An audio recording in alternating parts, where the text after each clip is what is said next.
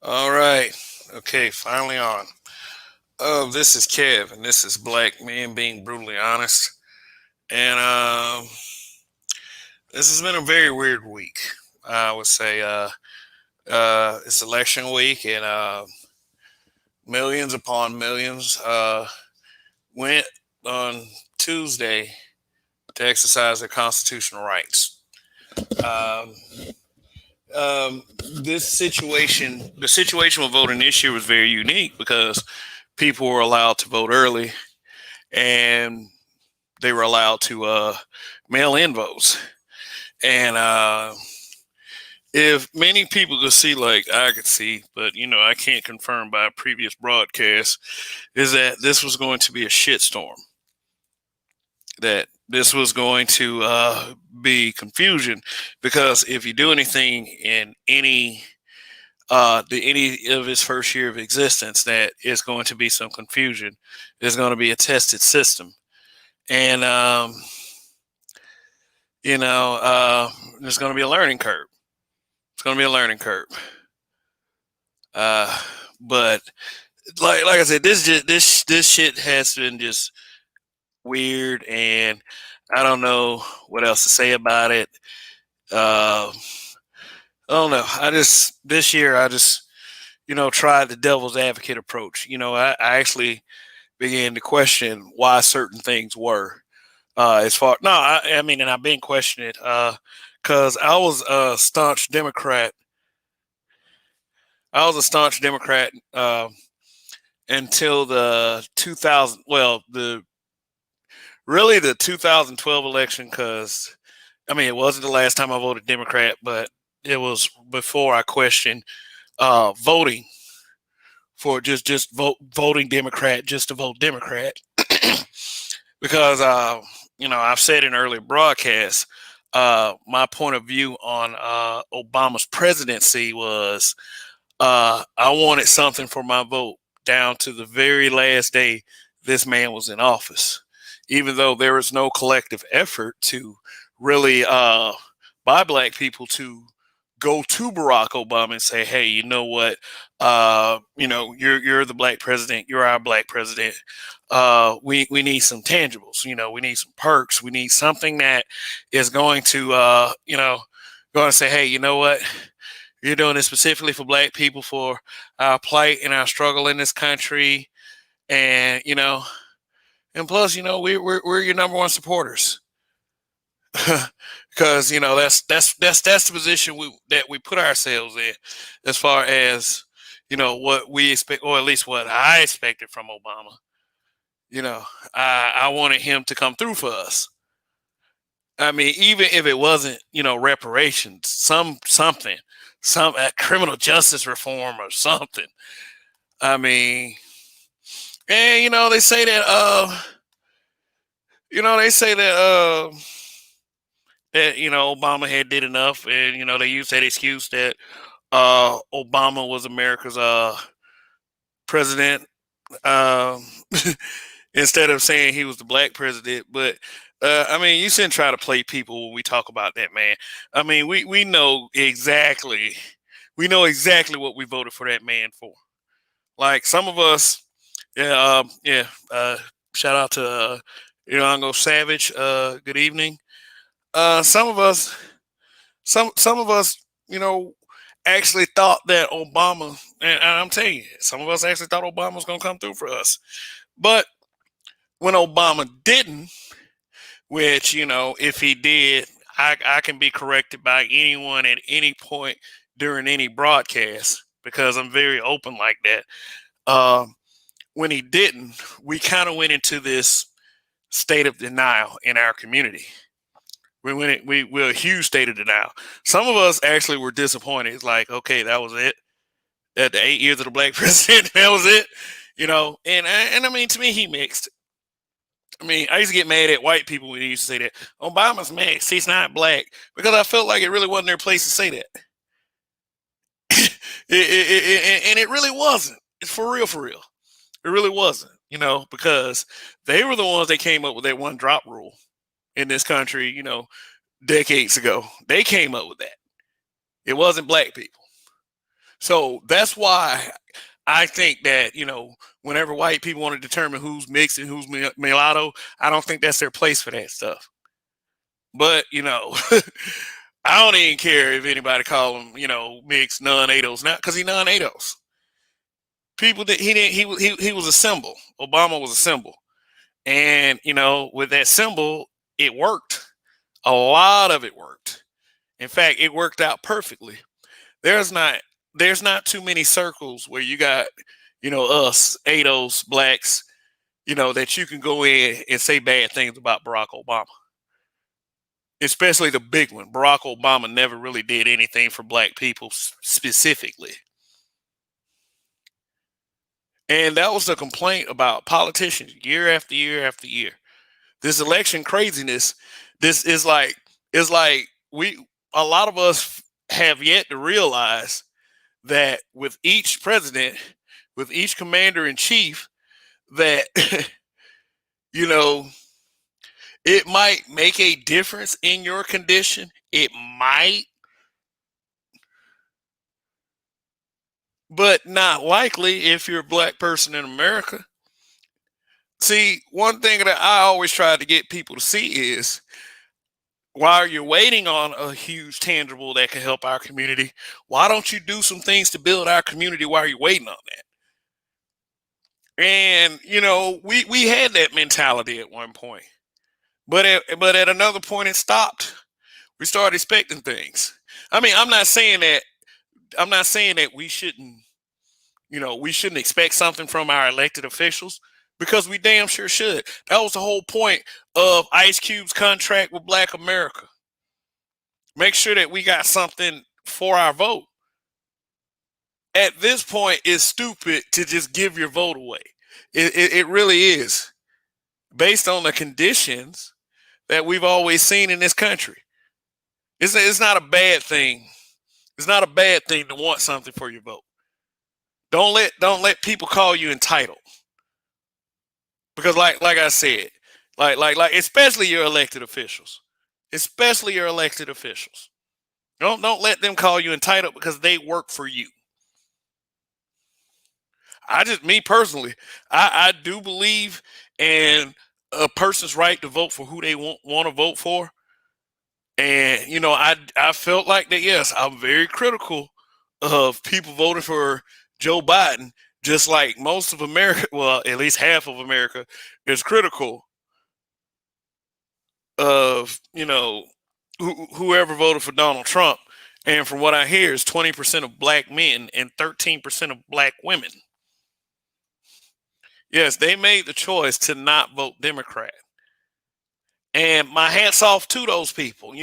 People don't understand why I would say something like my hat is off to those people that voted for Donald Trump, those black people. Because yeah, that's correct. Let me highlight that. Yeah, I do I do agree with that.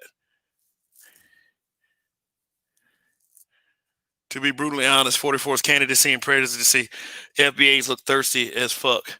But here's the point I was getting to. It's like, it just seems to me that Joe Biden didn't do anything to substantiate the adulation and the praise that he's seemingly getting from us, ADOS people.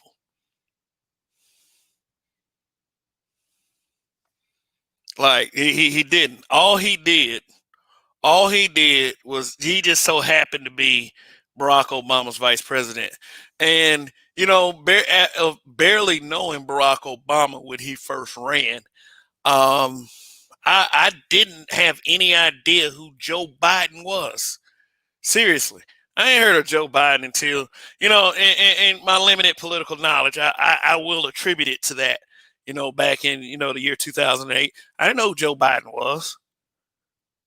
If you'd asked me about crime bill, I wouldn't be. The only name I'd probably be able to stick to it is Bill Clinton at that point, not Joe Biden. Um, but barely knowing Barack Obama. The first time I ever saw Barack Obama was, he was sitting on a panel with Oprah Winfrey. Not a Zoom call or nothing like that, because this YouTube was barely getting off the ground around that year anyway. But yeah, that's the first time, and it did make me think that things are kind of agenda based. Because it's like Barack Obama. Yeah, that's a name that I feel like that I need to remember when I first saw it. I mean, my grandparents were still alive. My granddaddy was still in his right mind at that time. And I mean, I only understand the deep meaning of that, you know, but, but it was strange to me. Like, yeah, I did feel like Barack Obama was going to be president when I first heard his name, because Oprah said, "Hey, this is going to be the next president of the United States." What up, Edward? How you doing? Well, No, man. Hi. No, I'm on here. You know how it is. Just just another day under COVID. yeah, under COVID. Sure about that? The 99% survival rate COVID. Well, that's what I Yeah. hear. Yeah, but I was talking about really like the ascension of President Barack Obama, and why people seem to have this crazy in love Joe Biden mentality. I was getting all that, but you came on. But since you're here, you can expand it, expand on it a little bit. You're a hell of a guy for that anyway. So yeah. So did you hear of Joe Yeah, so Biden? I actually gotta hop off real quick, but give me Okay. one but I'll hop back on eventually. But I did want to say this, as far as that 99% COVID thing, because my thing is this. I definitely take this virus seriously personally, and I know people may feel a certain type of way about it, about that statement. But I have no problem if people want to unlock the economy fully and roll that dice, as long as they provide an option and don't want to take that risk. I'm absolutely for people having the freedom to take that risk. Does that make sense? Yeah, absolutely. It's like Like it's I like work from home, and I understand that the corporation I work for still has to pay for, even though it's a big corporation, they still have to pay for the building, and some people are working they can't work from home. Not a lot, but there are a few people. And I understand that costs a corporation money, but I definitely want the option to work from home. But outside of that, as far as bars and stuff, if people want to roll that dice, I am for. I mean, and I'm not just saying this to be facetious about it. Like, I know people that's got kids, that's got loved ones, and they believe that this is a 99% survival rate. This is bullshit, and I'm talking people that I do business with and stuff like that. So, and I've told him this, and I'm telling you this now. And I'm not saying this like, oh, I hope something happens. I'm definitely for people having the choice to unlock the economy, because the economy is probably hurting people more than the virus is. And I definitely hope that I'm gonna tell you something. If Biden wins, I'm glad he won this way, because what this means is he does not have a mandate. So he can't. So he would be dumb to just put executive orders and to put pressure on states that want to unlock the economy. You know what I'm saying? Red states, and want to force it to them, because he doesn't have any propensity of mandate to try to do that. And I think a lot of Democrats feel a certain type of way about that. But I think that brings this election is bringing the reality of how divided America really is. And I think that's hitting home for a lot of people. That delusion, even people that are pro Trump people, that delusion is starting to go away. It really is. And it's painful for some people. So I just wanted to say that, because I want people to be clear on what I meant when I said that. I'm definitely for opening the economy, and then if people are wrong, letting the bodies drop. And then if people start crying and wailing, I'm gonna be like, you motherfuckers are ones that want. I'm not saying you personally, but I mean y'all. That's a decision y'all want to roll that dice on that. Roll it. As far as what happens with people. And I'm telling you, I don't say that with an attitude. I just say, because it is. I'm prepared either way. That's what I'm saying. But I do not want Biden to try to force shut everybody out. They have demonstrated they're willing to, roll a dice. They have a right to take that risk. That's what I mean. Yeah. I understand that, and I understand when I say 99%, I'm not being smug. Like, we should go out and No, take well, people some out. people are. I just wanted to say that You to know, speak to that atmosphere. yeah, because I would like I got a little kid I got a little kid too, and I will never put my kid at risk like that. In fact, that's why we chose the option of keeping her at home. Okay, $3.16. Shout out. Do you can you hear me just fine? Because Edward was kind of dipping a little bit, but I can hear him just fine. So, but shout out to the super chat. Thank you, War Child Games.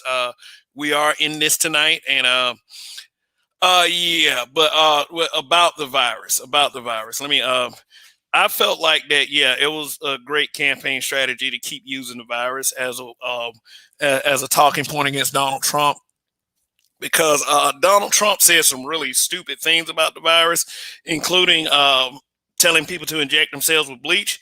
But excuse me, I believe that was just some kind of bad trolling. But you can't troll like that when you're the president of the United States, because people will people will, unfortunately, because you're the commander in chief, they'll take what you say seriously. And people hated Trump anyway, so they ran with anything they could. And believe me, I'm not defending Trump. I'm not defending Donald Trump at all. It's just like I don't think that really, honestly, Donald Trump really deserves to be defended, except for the way that this election is seemingly being pulled off. Now, whether the voter count is fair or not, a lot of people believe that it isn't, and and like to Edward's point, yes, this has divided this country a whole lot, and yeah, it really is. It's to the point where, like, yeah, I was gonna get to, I was trying to establish, but y'all know the connection between Barack Obama and the black community in America, Western culture. They love Barack Obama. They love him. They love him. I'm okay with the guy. I didn't think he did a bad job, but to set his expectation like he was going to be the savior of Black America, that was overshooting it. And a lot of people are disappointed because of that. So when the conversation of, President Barack Obama never did anything for Black people, there's this big conflict, there's this big divide. There are these people out here that believe that he did enough, that he was America's president, that he didn't owe us anything outside of that.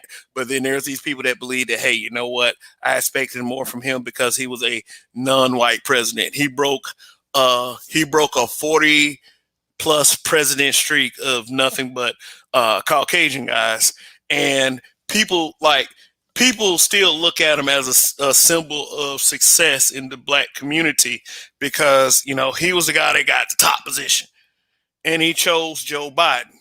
This is maybe a large part of Joe Biden's popularity, because he was chosen by Barack Obama to be vice president.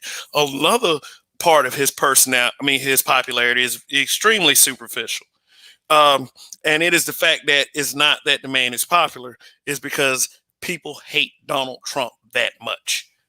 The Trump hatred it's to the point where it's to the point where if you try to even give a devil's advocate approach to any of the staunch Democrats that you may know amongst your friends and your family, the immediate thing that they would probably say is, you must be a Trump supporter, or you must have voted for Trump. All right, here's what I'm gonna tell y'all for people listening. You truly did not have to choose either one of those guys if you didn't have to. Now, I'm about to tell everybody on YouTube who I voted for, but I'm going to stress the importance and the emphasis of, here's why I'm so disappointed with my people. You attack somebody over who they vote for after beating inside their heads over and over again. Just use your right to vote. Just vote. People died for this right for you to vote. But if they find out you voted for somebody that they didn't want you to vote for, then all of a sudden they oust you from the Black community. They say, just like Joy Reid, oh, you're not invited to the cookout. See, when people say that kind of stuff, or they might be pointing that statement in my direction, I'll just tell people, I got a goddamn grill. I can start my own cookout. And I got friends. They'll come there too. What cookout are you talking about? The sellout cookout? because, like, honestly, like anybody that is friends with me on Facebook, like, whoo, I've been very harsh with folks. I've been very harsh with people because they decided to make the choice to ostracize our own people. We don't make up supposedly but 13% of the population. And then you got all all this infighting in Western culture as far as our people go. But see, here's the thing: the common denominator, for some reason, it seems to be your political allegiance. That's the deciding factor on whether you're liked in your community or not. So, and that to me is painful to it's painful to look. It's painful to look at, really. In fact, I've had to fight off some attacks, and it's affected my relationship with my family because I've basically decided, screw the Democrats, period. And I mean, I'm not saying that I'm going to join up with the Republicans or the conservatives or people who have a record of being systemically racist against me. I'm just saying that there has to be other choices besides the ones that are given to us. Or, we can start to make the decision to push people that we actually like so they can make it to those upper echelons one day. But, having choices shoved down our throats, I'm done with that bullshit forever. And a large part of that is because of the way my people have been reacting toward each other over these candidates this week. What up, War Child Games? War Child, thanks for coming to the panel. Hey, no problem. Just first time doing this. Is it cool for me to roll in here? Or, yeah, absolutely. Is this cool for me to come and talk? Yeah, I open the floor as long as you promise to keep it kind of cool because, yeah, it's like my first assumption ain't gonna be like I don't know you, but just that that's just it. I don't know you, but it is cool. Just kind of keep it cool, and we'll be okay. I like to have fun on this in this place, so yeah. So what you gotta say, brother? Go ahead, and be brutally honest. I'm gonna keep it cool, man, and I'm not trying to step into somebody's house without wiping my shoes. And plus, I got to go to work tomorrow at 4:00, so I'm about as chill as I can be right now. But word. I definitely agree with the fact that you did not have to choose between these two candidates. The biggest thing that gets me sometimes is the fact that you see so many political commercials, and they spend so much money on this because between all the text messages I got and all the commercials I saw on YouTube, they make it seem like you only have a choice of two. But what really gets me is the fact that nobody utilizes the third party vote because, for example, not saying I would have supported him, but if everybody was so focused on voting for Bernie Sanders, I'm just using him as an example. Right? Yeah, I got you. It could be like Joe Sandcastle or something. He's just a placeholder.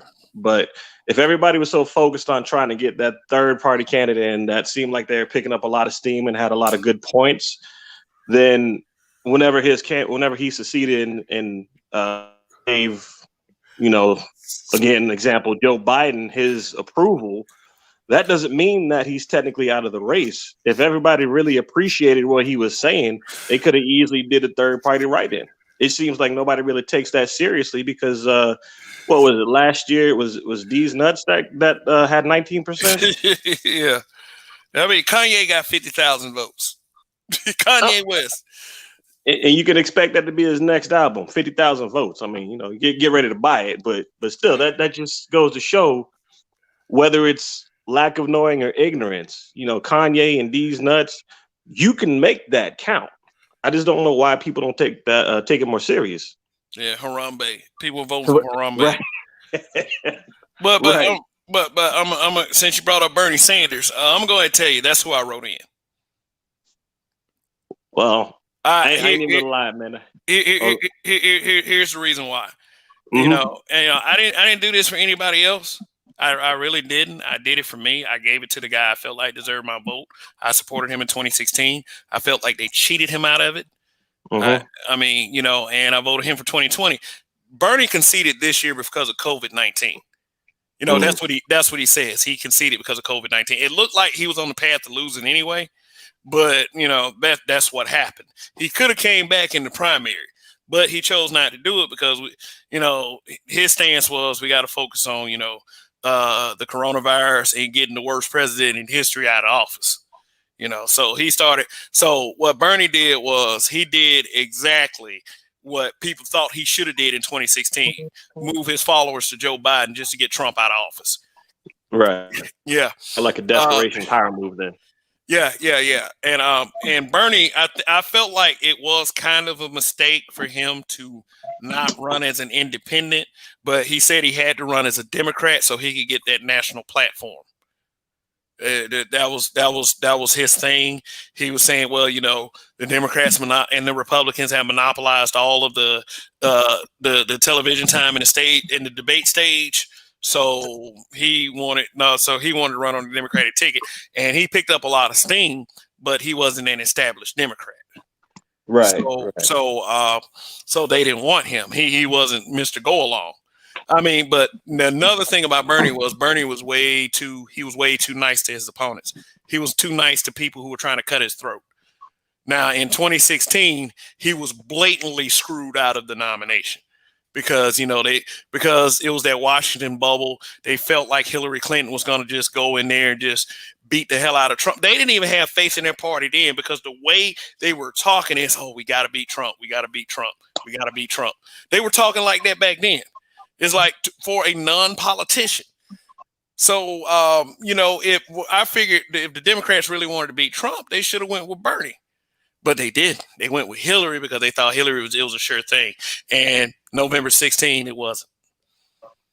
Like I was actually pretty shocked. Now they got their ducks in a row for this one right here. And I think the one thing the one perfect strategy they used, they kept hitting Donald with the whole 220,000 people died from COVID. They died from COVID. He's a racist. Like they kept saying it. And it kind of worked from the way it looks, rather.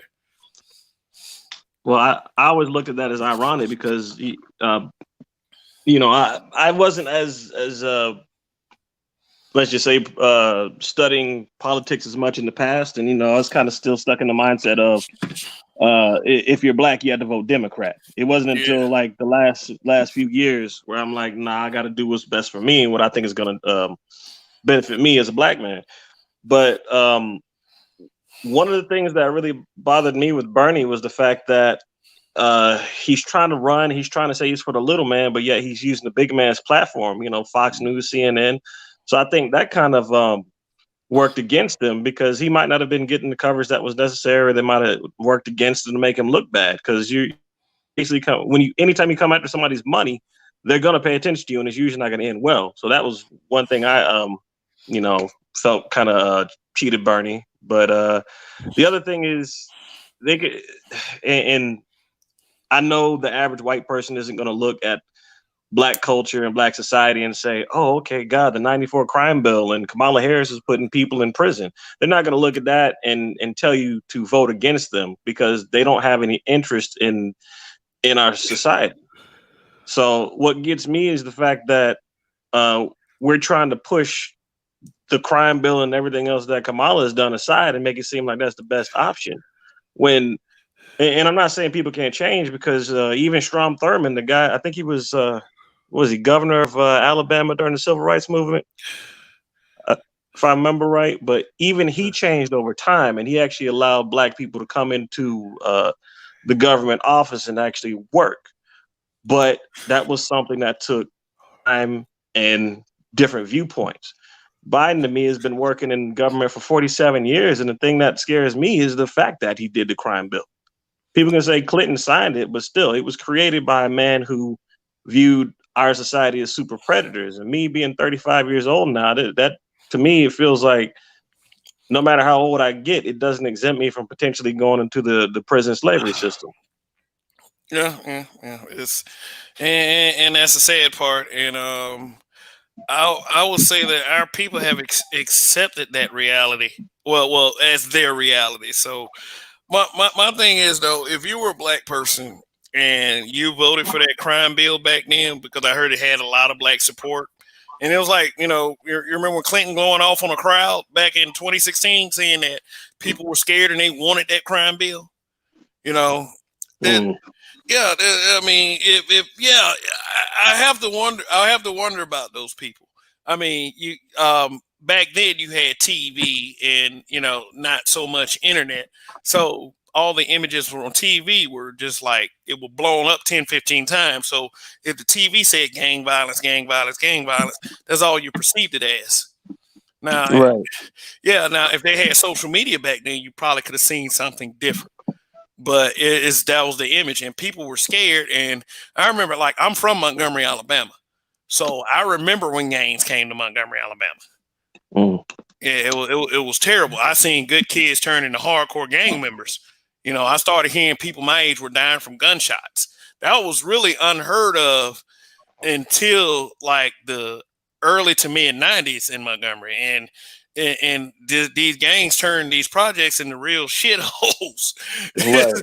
Is they decided to come in and destroy our communities, and I can understand how people were scared. Like they started sectionating more areas, and these kinds of people start. And I'm not saying that everybody that were in those areas were bad, because I hung out with a lot of those people. Right. I played with the kids. Like I was real young when this started to happen. So I didn't have a real judgy thing about that. But then around that time, I started to hear this little thing more and more. That's why I'm a little pissed off at Royce the 5'9". I'm gonna do a little video about him tomorrow. Talking about he feels weird about people who talk white. I started to hear that more and more. That nah. See, That you 'cause I talk was white bullshit. Go ahead. right. I was born and raised in around Dallas Fort Worth and Euless, and moved to my parents moved me to Georgia when I was real young, probably 98, early 2000s, and that's all I got because around Texas you got to deal with a lot of white society because I think out of the entire school systems that I went to, I was probably like maybe one out of three black people, sometimes one out of five black people, but still there was racism there, and you were trying to just go to school and fit in, but it was hard to do because you didn't see a lot of faces like you. But when I got to Georgia, that completely changed. We got a large black population here, and that's when I ran into it. And sadly, it wasn't just from people that look like me. It was also from white people because they're sitting here like, oh, you speak differently. You're not supposed to speak like that. You speak very eloquently, like um almost like I'm on an interesting anomaly, like I'm not supposed to, like I don't know, I should be wearing a powdered wig or something, man. They're like they punish you for that. They punish you for being Right, you. It is ignorance all right. the way around. One thing that I did see though in all of that is not only that I used to get insulted in some circles for talking the way I talk, I used to see the occasional, Caucasian guy come in and, all of a sudden this guy's wearing baggy jeans, hat turned backwards, big t-shirt, talking about, hey, Hmm. yo, yo, yo, yo. And it's like they take him, that dude, in like a brother. Come Right, here, and can that's I? one of the yeah. I think that's one of the biggest reasons why we've been infiltrated so much. I mean, I'm not saying to like sit down and treat other people poorly or not acknowledge them or whatever, but whenever you're giving out, quote unquote passes to the barbecue, and all of a sudden that person that you let into your circle turns against you. I mean, what do you expect? The biggest problem that we deal with as a black society is the fact that we don't accept each and every single branch of our society, and that's one reason why we can't unify. Mm, Honestly, I mean, I can't remember what the movie was on Netflix. It started off real serious, then it just got kind of crazy. But the basis of the movie was you had a affluent black neighborhood, and then you had some of the poor black people move in from the ghetto, and they were having like some back and forth because of the classes, and they're looking at it like they're not supposed to be here, and then the people from the ghetto are looking at it like, well, if you don't like us, too bad, we're here. And then eventually, an event, they just set everything aside and said, look, we're the same shade color, we're living in the same neighborhood. I got your back, you got mine, and it went from there. But then there was influences from outside by like the white corporate business people to the point where they started trying to infiltrate that black neighborhood and do some wrong things there. But after that, it got crazy because guns started coming out, and then there was like a dude that owned an Indian deli, and he was being racist. And yeah, it was good for the first 30 minutes to an hour. Then it just went downhill and got crazy. But Mm. if anything that it taught me is like, look, we all come from different cultures, different upbringings. There's nothing that should be keeping us apart. But lo and behold, here we are. Mm. Yeah. And it's like we let the stupidest shit keep us apart too. Like seriously, is politics is what we just talked about. How speech, diction, dialect. I mean, is everything. I mean, but like, should a vote be a denominator? I feel like it should be like a rivalry sports team or something like that. I feel like you should be able to talk junk, and whoever wins, whoever loses, they win, they lose, and just accept it. No, this has become like a blood sport.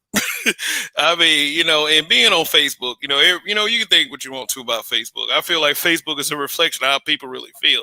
It's like Right. there's so many people that are programmed into that belief. Like they act like Biden possibly becoming president is the greatest thing in the world. It's the greatest thing in the world to them, and I'm sitting out there like, huh? Yeah. like it's like, go ahead. See, here's my whole thing. I mean, Trump's whole presentation. I mean, he was a narcissist. He was an asshole. But let's be honest. There's good things presidents do in office, and there's also bad things they do in office. But the issue with people in Trump is the fact that they're looking at him like he's the ultimate racist. He's the one that caused all this stuff. He's the worst president we had. But we also forget that we had what was it, Andrew Jackson as well. Andrew Jackson is the worst president in history. Mm-hmm. Yes, Trail of Tears and everything else. yes, But people forget that. he was a Native American's version of Adolf Hitler. Like, but Right. it was on a national scale. He was a lot worse. Right. But that's another. I might cover that one day. Trump ain't the worst president. In fact, do you feel like that this country has been torn down, burned to the ground because just I don't know. How you feel about Trump? I mean, I do feel like he has a very horrible public image. He's probably one of the most hated people in the world. Mm-hmm. But how does it feel? It's like, is it just a mental thing, or are people's outrage justified? For me, it's kind of become more so facts over feelings. But to the average person that's like, I hate Trump, and I'm not saying the man was the best president or anything. I never voted for him. I can tell you that right off the bat. But I also never voted for Hillary either. Because when I go to the polls, I want to be confident in my decision instead of just being part of the hive mentality, if you will. But Absolutely, because Trump. Go ahead. No, because in 2016 I voted for Hillary, and I voted for Hillary because I didn't want Trump in there, and it was a bittersweet vote. And I promised myself I will never do it again. Right. But yeah, I just wanted to say that. Yeah, I understand. I completely understand. But to me, Trump was just a man who somehow, some way ended up in a position that I don't think he expected to be in. So he just tried to make the best of it. But like most politicians, he was also utilizing what he could in order to benefit himself. But what people don't see because they're so caught up in their feelings about the man is the fact that, like David Banner said, he tore off the mask of what American society really is. Yeah. It was raw and out there. You got people that are actually still racist out there. You got police still killing African American males and doing stuff to the women. But even though we're not, because police violence happens in every sector, it's just we as Black people tend to be affected by it the most because our numbers are smaller, but it looks like they're still having a war against us. But with Trump, it's like he was just the avatar of everybody's hate. Yeah. Nobody really paid attention to the fact that almost like the Wizard of Oz, nobody paid attention to the dude behind the curtain. They're so busy looking at the floating head, the floating orange head, if you will, Yeah. to the point where what was what the Romans had was bread and circuses, and I use that to basically say that Trump was the entertainment. So in the Roman Coliseum, Yeah. they'd have the fights and everything else, and all the poor people would go and they'd give them bread and food to eat while they're watching. But at the same time, what they're doing is they're taking something from them. So whether it's like through the government, through their own property or whatever, they're taking things from the common person. And ultimately, in my opinion, that's what Trump is. So while we are all paying attention to him, we don't know what we've potentially lost as people, other than our own sense of sanity and respect for one another. Yeah. Let me respond to this comment from Absalom Pianki. He said, "I agree, but a lot is acting like Biden is the end of the world. I'm confused." Yeah, I don't agree. Like, I agree with you on that. I don't think that a Biden presidency is going to be the end of the world. I do think that a Biden presidency is going to end up being a Harris presidency, and I Yeah, and I think that people have a right to be taken aback by that, because honestly, she's somebody who couldn't get through. She wasn't popular enough to get through the primary, and it just seems like it's just being handed to her. right. And I feel like that was one of the biggest motivations for our community. Well, a lot of people say we're not a community. I've been getting comments like that lately, and I don't blame them for feeling that way. But that just for conversation's sake, that was the majority of our community's motivation in voting for Joe Biden. They wanted that first woman president to be quote unquote black. And that was another political strategy. Kamala Harris, as they call her, I think they call her Kamala just to make her sound more black. But but Kamala Harris, when she first won senator, she was the first Indian senator. But when Joe Biden, who was chosen as Barack Obama's vice president, chose Kamala Harris, she all of a sudden became black. Let me share the screen real quick. I got an image to show everyone.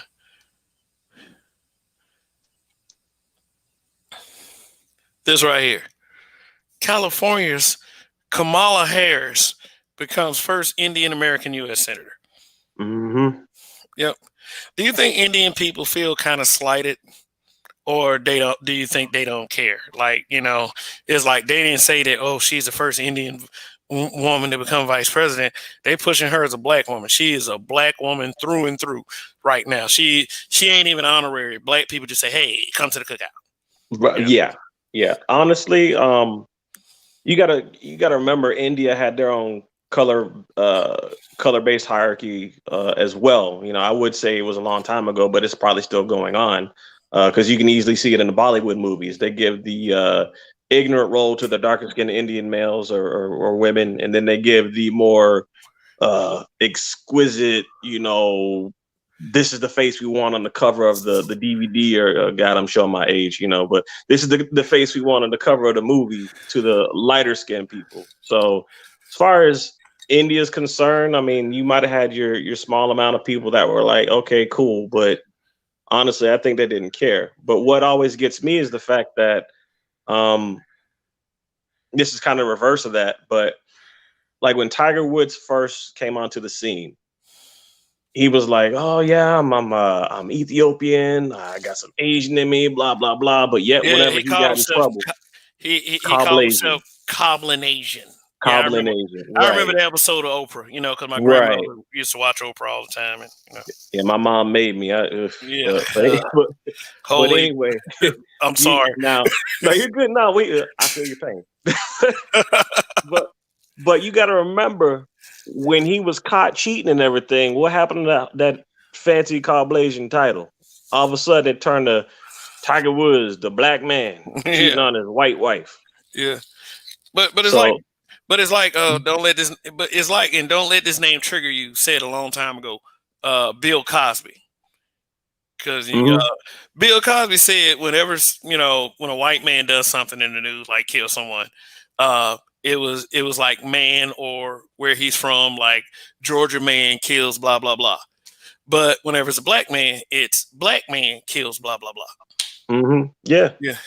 This is the reverse of that. I mean, because the Democrats wanted the black vote so bad that they didn't want to go and get an actual black politician. They Stacey tried Abrams. to get don't even get me started. Yeah, You know, yeah. I got you. Because honestly, because I mean, I would have much rather preferred Stacey Abrams over Kim. Oh yeah, because she yeah. actually seemed like she cared about the community and wanted to make some changes. Versus, we're gonna open the state up, even though we should be in lockdown, and we're just gonna let you sneeze on each other, no problem. It's nothing. It's the flu's killed more people than this stuff. So, but it's almost like they wanted somebody that would be almost like an overseer. I don't know, this is going to be kind of a crazy metaphor, but they wanted somebody that's going to be more so an overseer over the house of slaves, because the overseer always reports back to the master. So if you got somebody that can code switch easily and you can put them in a position, they look like the people you're trying to talk to, but yet they have the same mentality of the person that they're working for. So as long as and the matter of fact that I think about it, there was a king around the Dark Ages. I can't remember if it was King Edward II or whatever, but Kamala kind of reminds me of what this dude would do.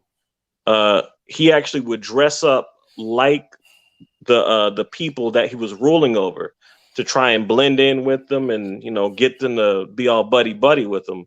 But at the end of the day, while everybody else is going to stale wormy bread, this dude's going back to filet mignon and red wine and everything else.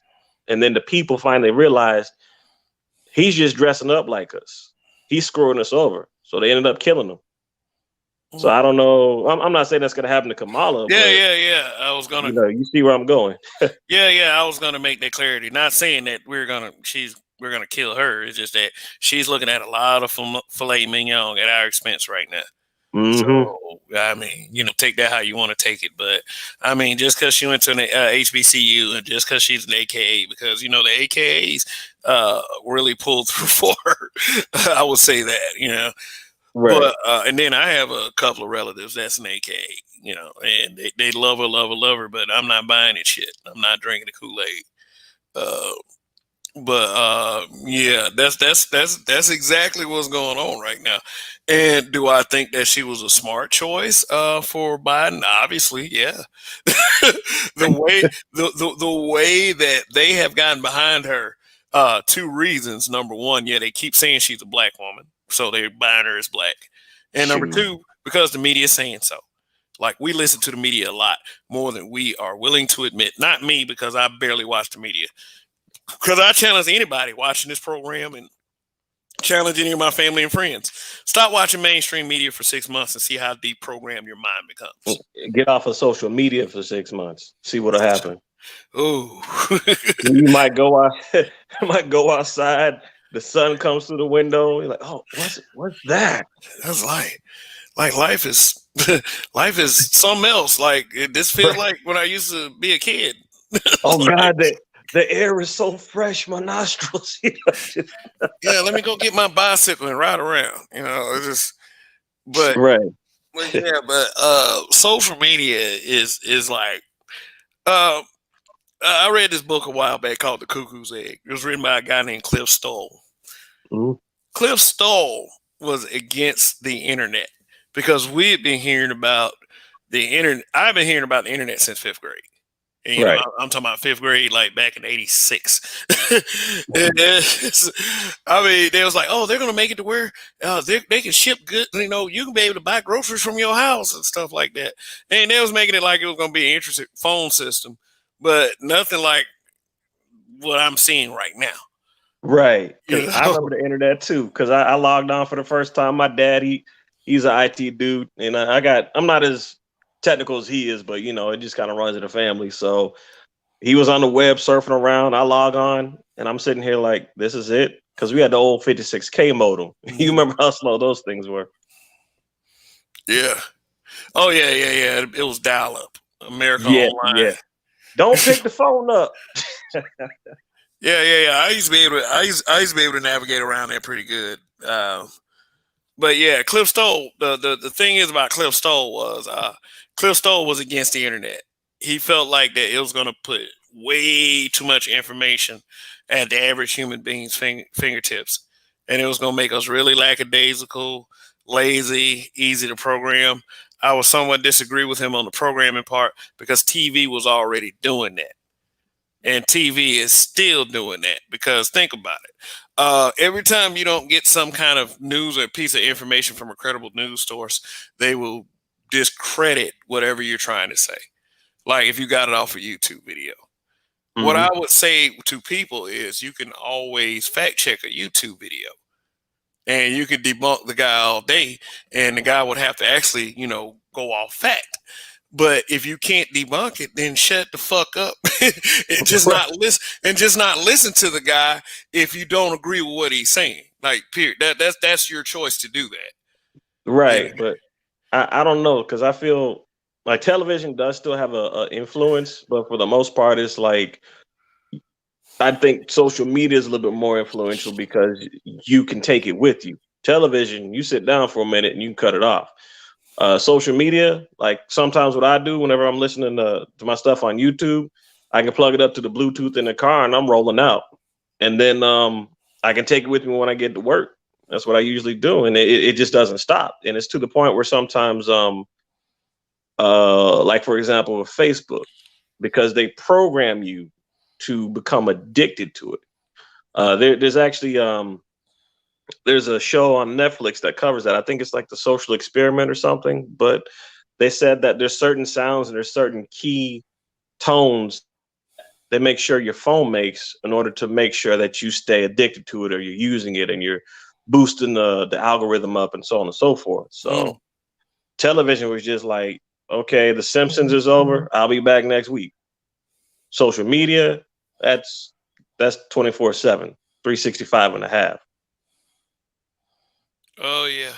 Hey, let me respond to Super Duper real quick. I guess this is in reference to Kamala Harris. Um, he said black father, Indian mother, she black. If we call Kaepernick, Halle Berry, Obama black, she black too. Y'all make this shit too seriously. Let me respond to you. They're mixed too. So, whoever's calling them black, that whatever, but I call them mixed. I don't Hmm. deny. I don't deny a parent. In fact, see, here's the thing. I got two black parents. What they keep doing is they keep putting them in front of us instead of a full black person, just to let you know at the end of the day, you're not good enough to be the face of your own people.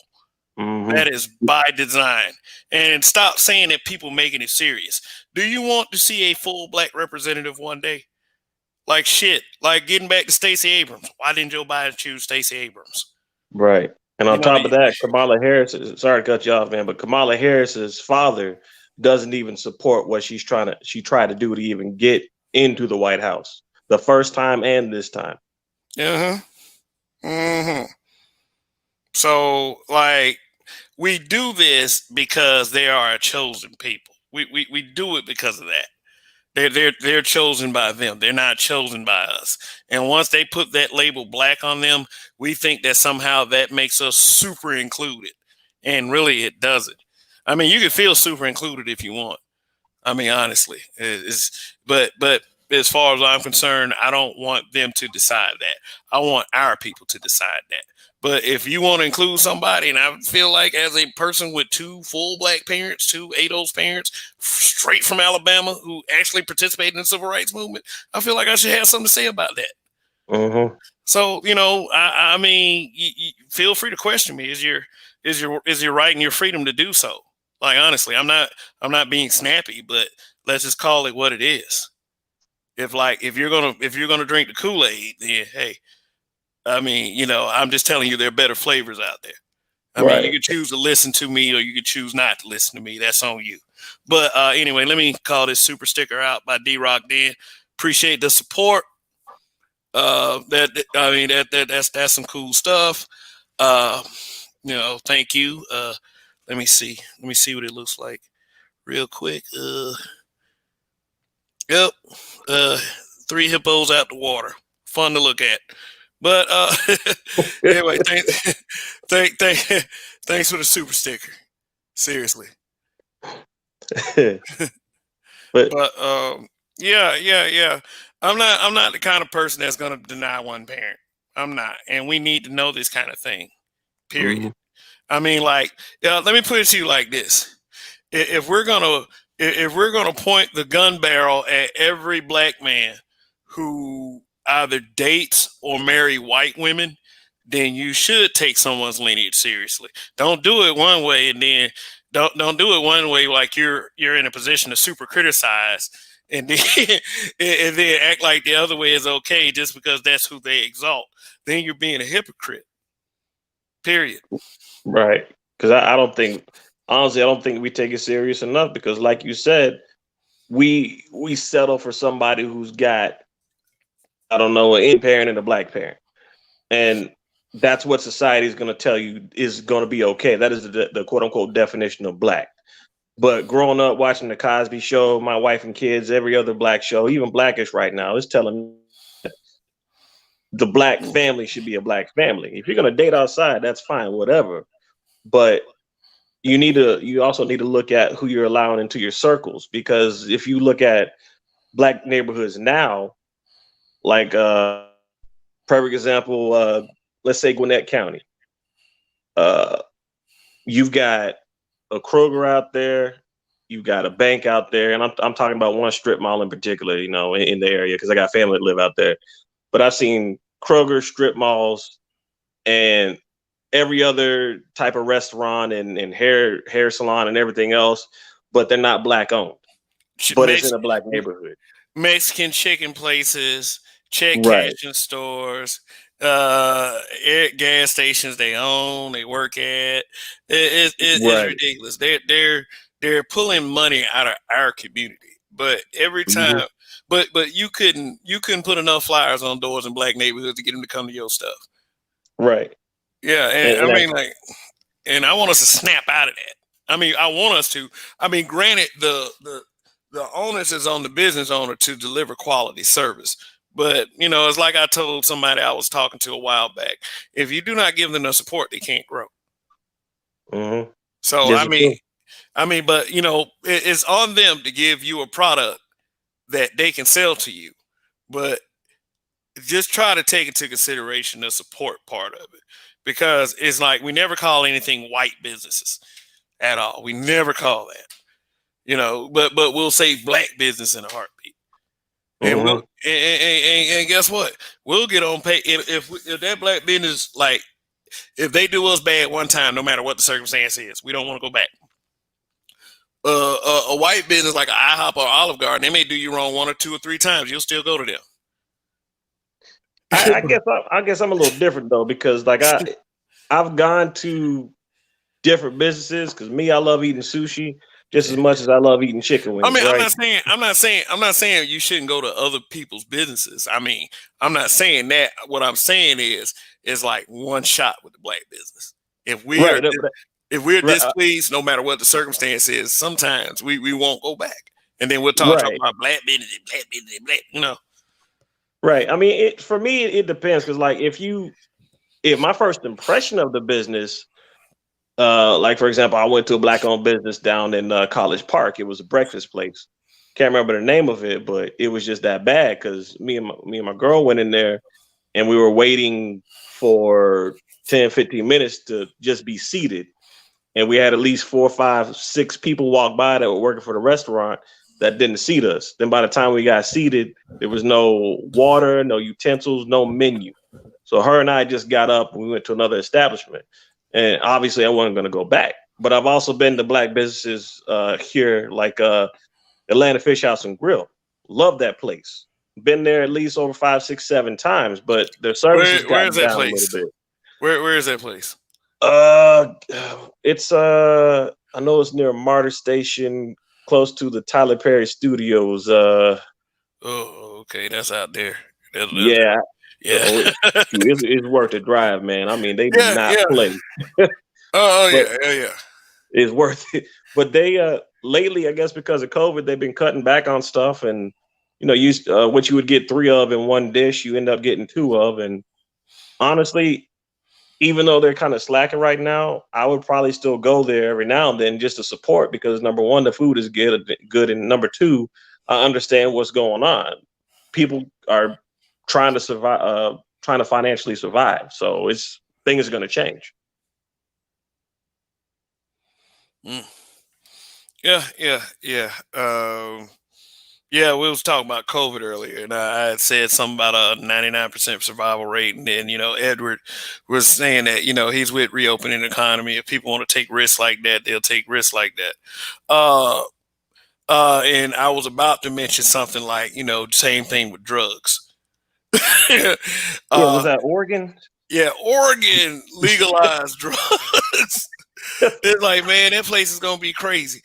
You talking Yeah, about man? Look at the Oregon Ducks, like the duck doing push-ups. That man chest gonna explode out on the field. I mean, in honesty, there's probably going to be pros and cons to it because you got to consider other countries. Now, granted, they don't have our political system or our police system; they got their own. But I can't remember if it was Germany or Amsterdam, where if you get addicted to, let's just say, heroin, they look at it like that was your choice. The help is there to get yourself back on track, but you're the one that chose to fuck your life up like that. So, Yeah, when you're ready to become human again, come back.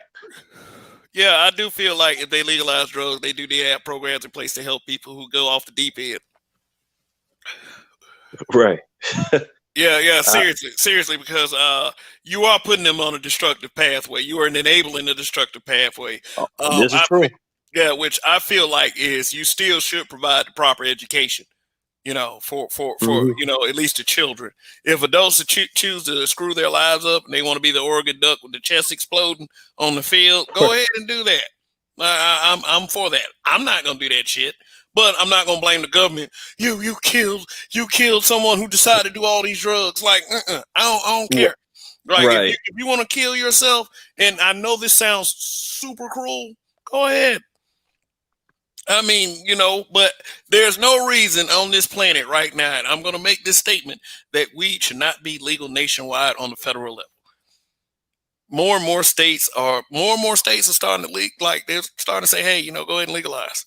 So they should do that on the federal level. Let the states get that money. But Yeah, because ultimately that's what they want. That's what they want. Because yeah, I think they tried to legalize it in, was it Delaware, and the stipulation was we'll legalize it as long as you allow us to grow it on this government property, and they got a resounding no.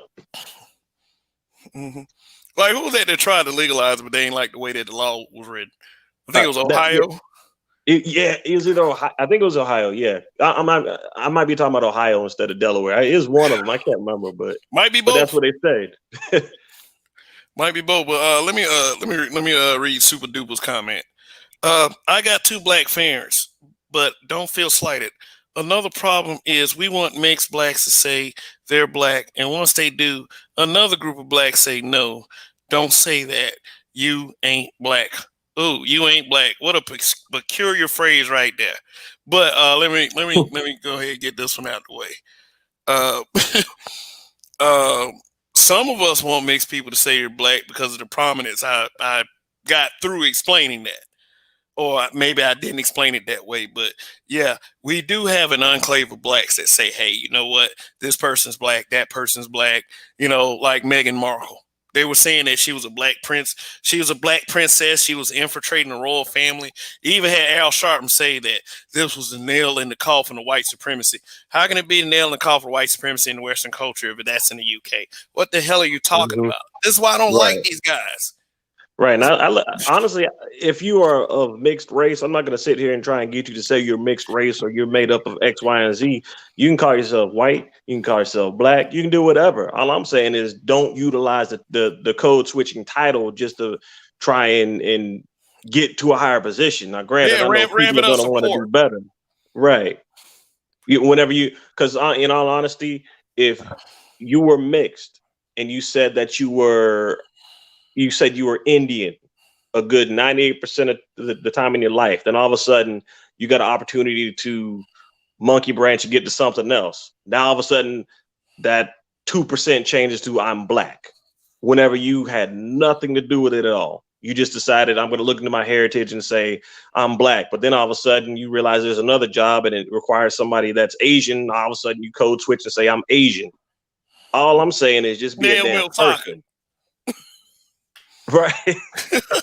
I mean, like, yeah, they got black in them. I want them to be proud of that.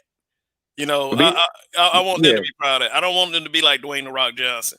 You know, every time he talks about being black, he starts acting like a stereotypical caricature, like I got soul. But every other time, he's Samoan as hell. Like, you know, don't be black when convenient. Like that's all.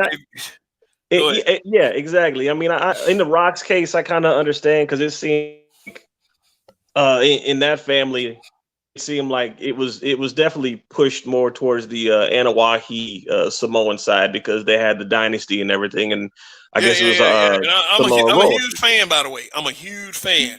Roman Reigns is doing this thing, so you know. Anyway, you know. Oh yeah, they finally saved his character. That's oh yeah, they saved the fuck out of his character. They put him with Paul Heyman. Like Paul Heyman is gold. My client. But shout out to Super Dupe in the chat. Yeah, man, I respect your opinion. Yeah, man. You know, you're allowed to share your opinion in your time here. Yeah, we ain't gonna jump on you, man. I get where you're coming from, but I'm just saying, like, be a fucking person. Don't, because that's almost as a juvenile as like, you know, you got the two young girls that are hanging out in kindergarten, and all of a sudden they go to high school and they're hanging out with a different group, and the girl that's all nerdy and gained a couple of pounds and got acne is like, oh, hi, Becky. And then Becky's like, I don't know you. And she goes back to hang out with her little friends. You know, the stereotypical trope you usually see in the high school movies. That's pretty much what it's like to me. If you're going to be real, be real. Don't just sit here and bullshit me.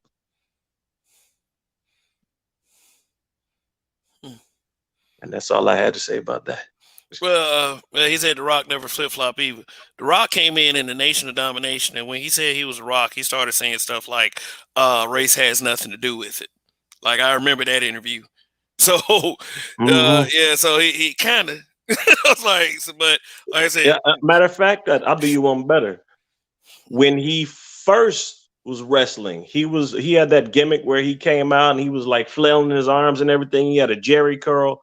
And it seemed like it was more of an Islander gimmick. I thought he was from the islands, like for real. Yeah, he had that like that hair was so like juice flying everywhere. He came out, he was charismatic, wearing like Samoan tiki and shit. You know, just like ribbons and tassels and shit. And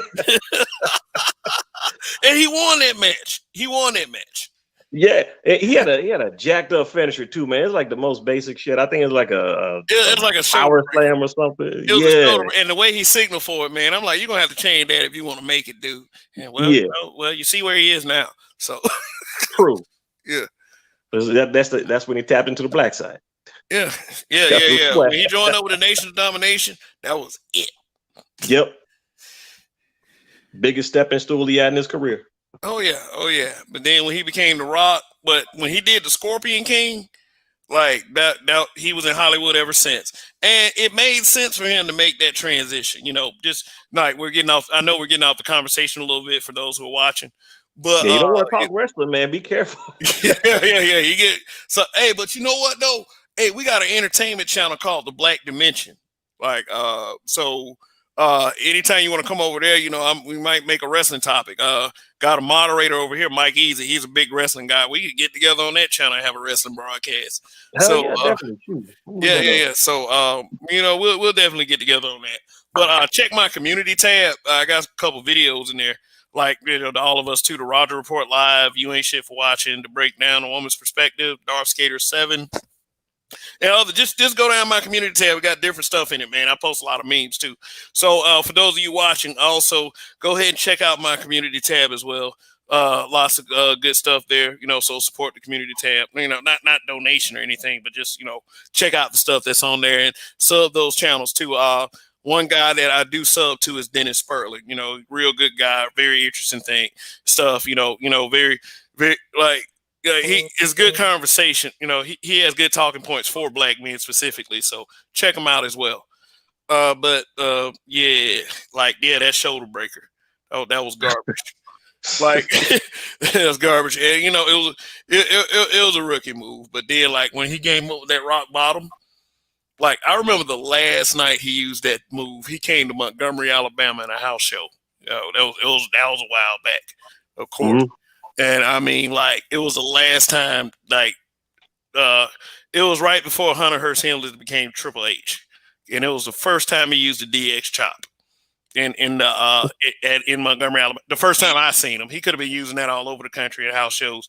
But my friend Jose, who passed away 6 months ago, he came to the show with me, and he was like, "Man, I saw The Rock get in the car with Farouk and D'Lo and all them." I was like, "What?" Then the next night he joined the Nation of Domination. Huh. I was like, yeah. I was like, wow. I have the honor and privilege of remembering that. Man, well, here's some food for thought for you, man. The Rock wasn't the first one to use the rock bottom. It was actually Booker T with the bookend in WCW. The Rock just took it from him. No, I thought it was the other way around because no, it was the other way around. I'm sure it is. We had that debate, but yeah, the bookend came second. The bookend wasn't used till WCW. It was a 2000 transition right before they shut down. When they started calling him, right before they started calling him GI Bro, which was stupid. Oh man. When they had I didn't even watch the whole No Limit saga when they had that. You didn't miss nothing. It got this one dude had the heart punch, and that had been used since I think dude's name was Greg Valentine, and when this dude did it, it looked like a Greg. Which one? Greg the Hammer Valentine. I think wasn't that his finishing move, or was that somebody else I'm thinking about? That's somebody else. But before we get too far off, right, my bad. I'm gonna have to go to that other channel. yeah, we're gonna have to go to the other channel with this, but right. Yeah, man. But let me ask you. Let me get back. Let me get it back to the topic real quick. Yeah. If a black person votes Republican, do you think that should hurt his relationship with his family and his friends? In all honesty, no, because we're supposed to be living in a land of the free, home of the brave, and all the other fancy stuff, to the point where freedom of speech should not be inhibited. But just as much as I have a person has the freedom of speech, you also have the freedom of consequence. But you should not be turned into the black sheep of the family because you're exercising your choice. That's one of the. Because if I'm not mistaken, if I'm not mistaken, I thought it was just get out and vote. People died for it. Please exercise your right. Vote for someone if you. But it's after this week, I'm purely convinced that is vote for who we want you to vote for. Right. And at this point, that's pretty much what it seems like. It's not the freedom that you used to have. So I don't know, man. It's crazy. And there's this viral video I think on the Now This YouTube channel. Is this mother? They record some girl recorded on a cell phone, mother chewing out her son because he voted independent, and she's on the phone with the auntie or grandmother or something, and they just chewing him out about it. He voted independent. They've gone with that narrative that if you vote independent, that vote goes to Trump. Yeah, I heard that. Oh God, there's a girl at work that was saying that same thing, man. And she, I was holding back because I really didn't want to get into a debate because she seemed she's nice, but you got to keep the dragon in the cage sometimes. That's all I say. Yeah, and then policies and procedures. Everybody can be like, "Oh, he hurt my feelings," and they'll blacklist you from their business. You're an evil man. You do fit the Me Too standards. Oh God. Okay. But here's another thing. It's no matter what party you vote for, give me a reason. That's all I'm asking for. Don't just say I wanted him out of the office because Joe Biden said I ain't black if I don't vote for him. Like that's not a good enough reason. Like at least tell me something like I liked his foreign policy, or I like how he's going to try and handle taxes, or anything. Don't just tell me you voted for him because you decided to vote for him. I can respect you more for your choices, not just because you're going along with the status quo. Yeah, I understand that. And then like also if I disagree with your choice, I feel like that at least I owe you uh an ear to listen why if you choose to share that information with me. Now, Yeah, if you say that I don't owe you an answer for that, let me use my right. I will respect that. But that's that's me. cool too. That's me clearly because what I've been seeing on social media has been a hot ass mess. Let me show Right. let me show you an example. Let me show you an example real quick. And I mean, a lot of people are gonna go ahead and say that I'm doing this just to take a dig at black women, and and oh, these guys on these spaces, they're the black woman hate channel. Yeah. I'll even go a step further. It's like, okay, if you wanted to vote Trump, fine, but just don't show up to my driveway with a big ass pickup truck, a shotgun on the rack in the back, a rebel flag, and some truck nuts on the tailgate. Okay. All right, all right. Let's look at this. This is Janelle Monae. Now, Oh God. Janelle Monae spends half the time on social media not being able to decide who she is or what she is. This is her putting up a middle finger with a very tight outfit on, which some men will find very appealing, by the way. But I mean, as far as her personality is, you know. Yeah, So I've always subscribed to the whole if she looks good, just wait talks mentality. yeah. Let her talk for a little bit. Yeah, Just first. But here's what she says: "Fuck Donald Trump." Who is that guy? And every American citizen, celebrity, white woman, black man, etc., who supported him burn in. Let me see. Okay, let me blow it up big for y'all. Let me blow it up big for y'all. She said, "Fuck Donald Trump," which that's not the guy in office currently. that's a Uh, Disney character. yeah. That's you got the big old shoes and the clown pants. That guy. Um, and every American citizen, because this is America, and we're supposed to have the freedom to do the things that we want to do. That as long as it doesn't infringe on everyone else's constitutional American rights.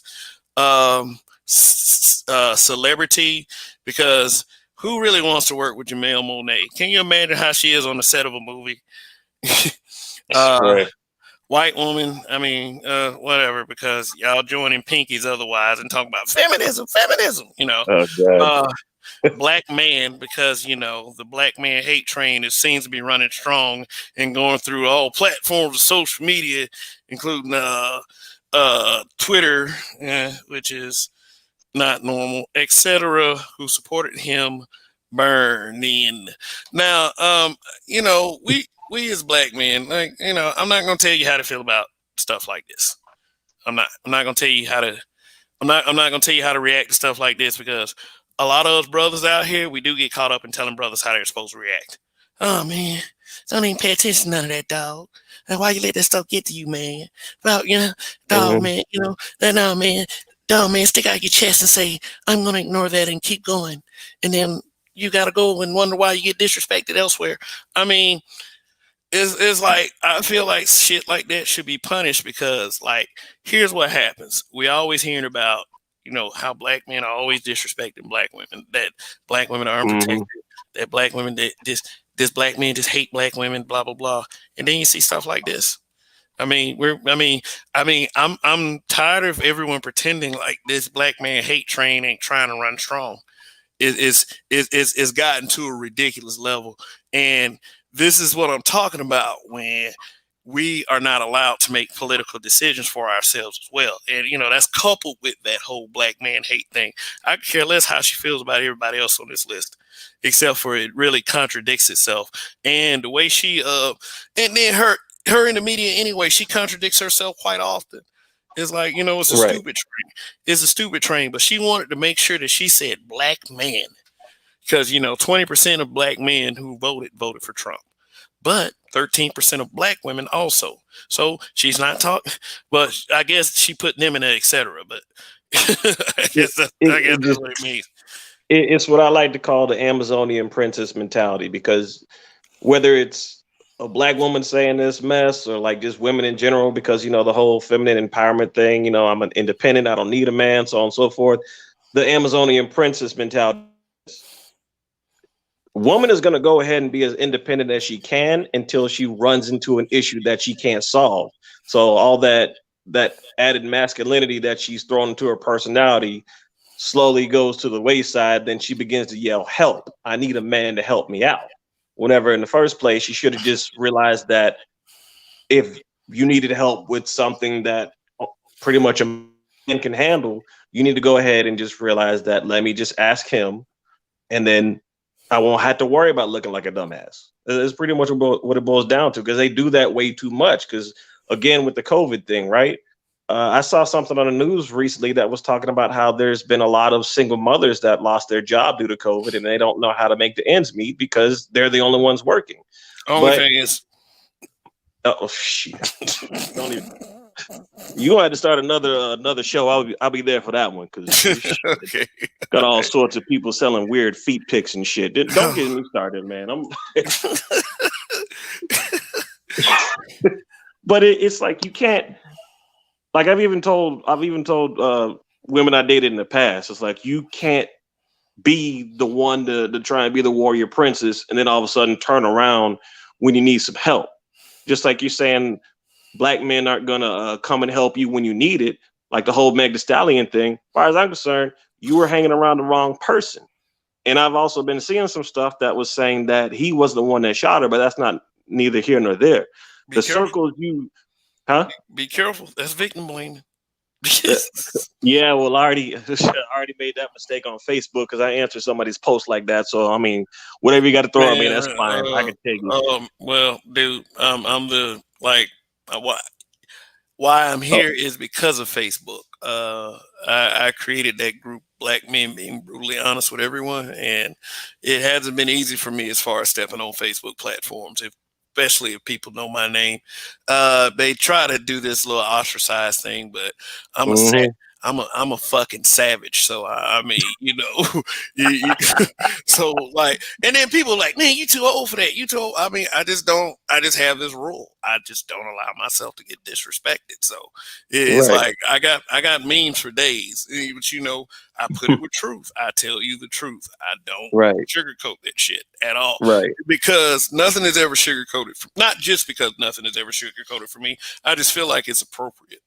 For right. the situation. If you feel like disrespecting black men as a group, I'm going to make all kinds of points that's going to, you're probably going to go to bed with your face in the pillow, You're like right, but whether you're male or female. And it's just that we have to have that mentality as black men. I'm not saying, go into every one of them fighting. Just pass by some of that stuff because that's ignorant bottom feeding mentality anyway. But at some point or another, you're gonna have to try to, you're gonna have to discuss.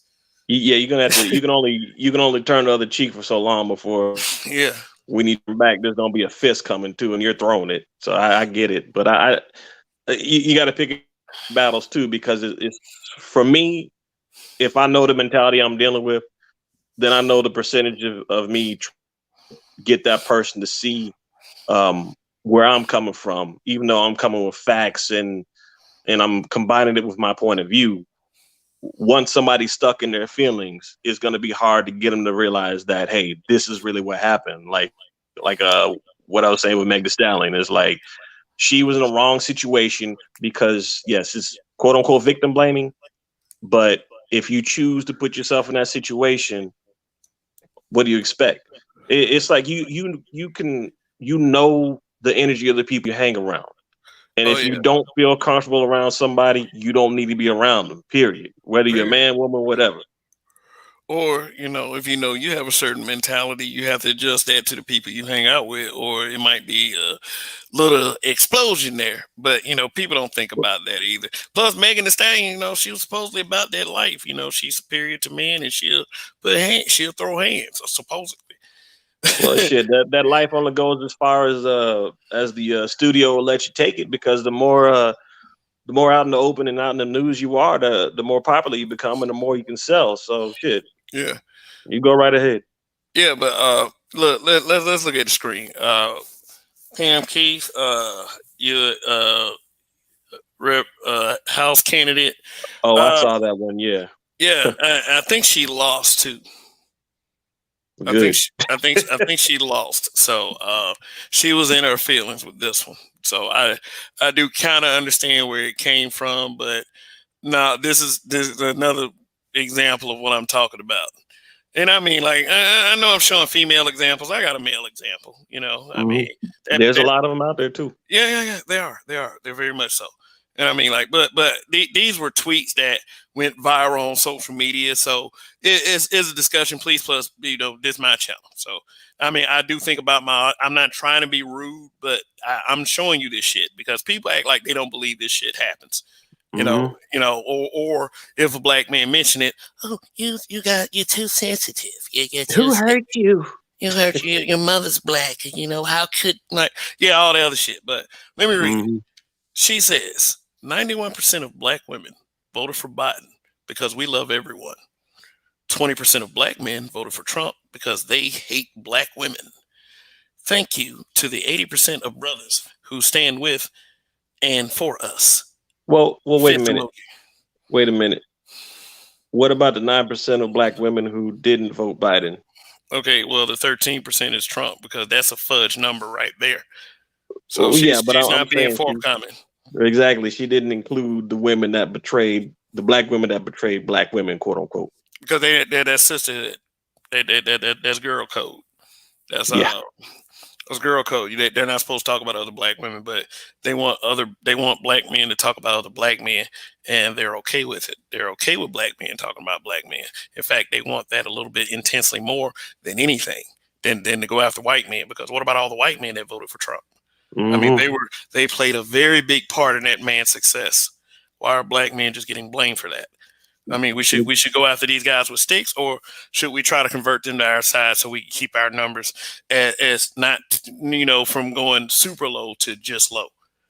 Right. I'm not willing to reject anyone who uses their right to vote.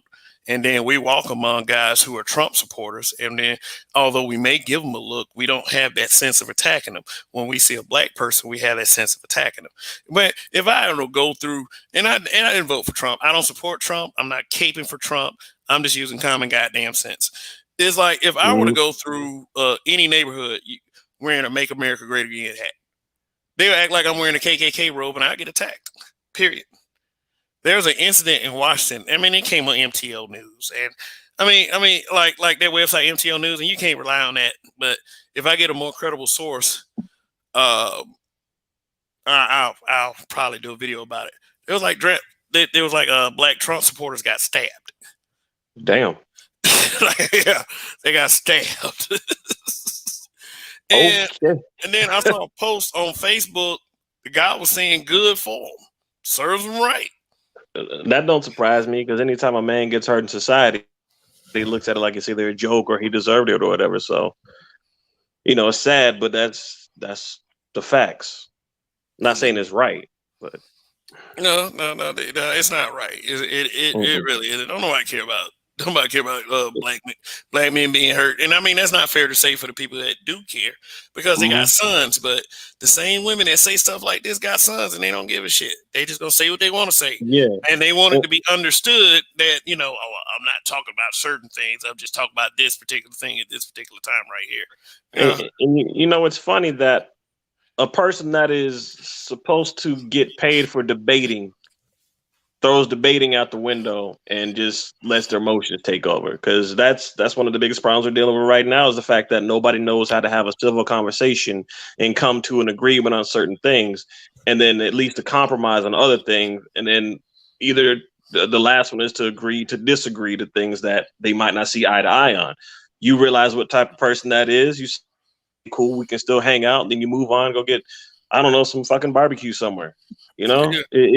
it's not all about trying to force your opinion on other people, because that's why we're in the situation we're in now. If it's too much crazy shit, and this is why communities do not stay communities. It's going to come down to the point where, I don't know, we're going to have an argument over waffles, and somebody likes syrup on their waffles and the other person doesn't. Then all of a sudden the family breaks apart and you got a house divided over stupid shit. So Yeah, it is becoming that basic. I mean, yeah, it's just like think about it. Think about it. You got some brothers out there who ain't even 20 yet that think it's a good idea to put bullets in another brother's chest. No regard, no value for human life whatsoever. So that's not too far fetched. We're not too far away from that shit. Like that movie Who Made the Potato Salad?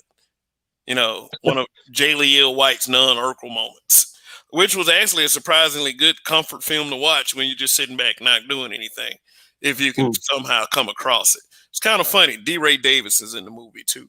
But as soon as you ask who made the potato salad, every fucking thing falls apart. Now, observe the screen here. roller poly. Yeah, the Siamese butterball cat himself. Like, this dude been screaming on Facebook all week at black Trump supporters. You got played. You played yourself. And then he been like collabing with Fox News. Mm-hmm. Yeah, because TV One kicked him off. A black network. You got desperation, then you got desperation. You go look up, he might get an OnlyFans. Just say. Yeah, like Dr. Umar. But Dr. Umar, I can somewhat respect Dr. Umar. Right. But, Even Tommy Sotomayor ended up opening the OnlyFans, and it's actually on and popping right now. It's got people going to it. But seriously though, OnlyFans is like no holds barred, anything you want. That's why them thoughts be going on there and showing whatever. Right. You can be as unchained as you want on OnlyFans. And it was even suggested to me, Kev, you probably should get an OnlyFans. Let me gain some. Let me prove that this is the one of the best, if not the best, on social media first. We'll talk about OnlyFans then, because you're asking people to commit. You got to give them something to commit to. So right, something to commit to that's got clothes on, not So I know I got to earn. I know I got to earn it. Just like right.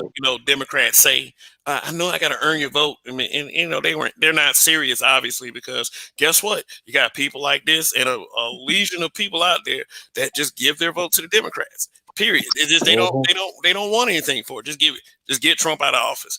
That was the majority of the argument. We just got to get Trump out of office. And I mean, like, for whatever reason, I mean, it is, to me, it's just not a legit enough reason. I gotta want, if like they say Trump is the most awful thing. Like I said, I don't think he's the most awful thing. I think that he said stupid shit. I think that for as far as public image, yeah. But yeah. but I felt like Bush 2 was worse. Bush wasn't popular. He just seemed like he was kind of a quirky idiot versus how and I don't know. I mean, maybe that's just the way Bush was talking, and maybe that's just the way things came out for him. But it didn't seem like he had that narcissistic energy that Trump had, because Trump didn't have a presidential filter. He didn't have the presidential filter. Because even Obama broke character for 1 second. I mean, he was at a press release, and then next thing you know, he turns, goes to the door, and kicks it right the fuck open and walk through it.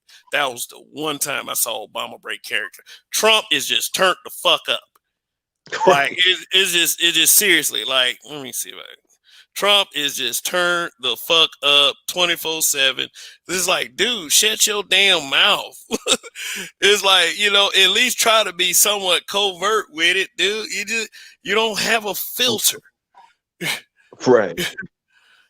And, I mean, damn. I felt like that, like voting for one of those people was like that right there, man. I mean, shit.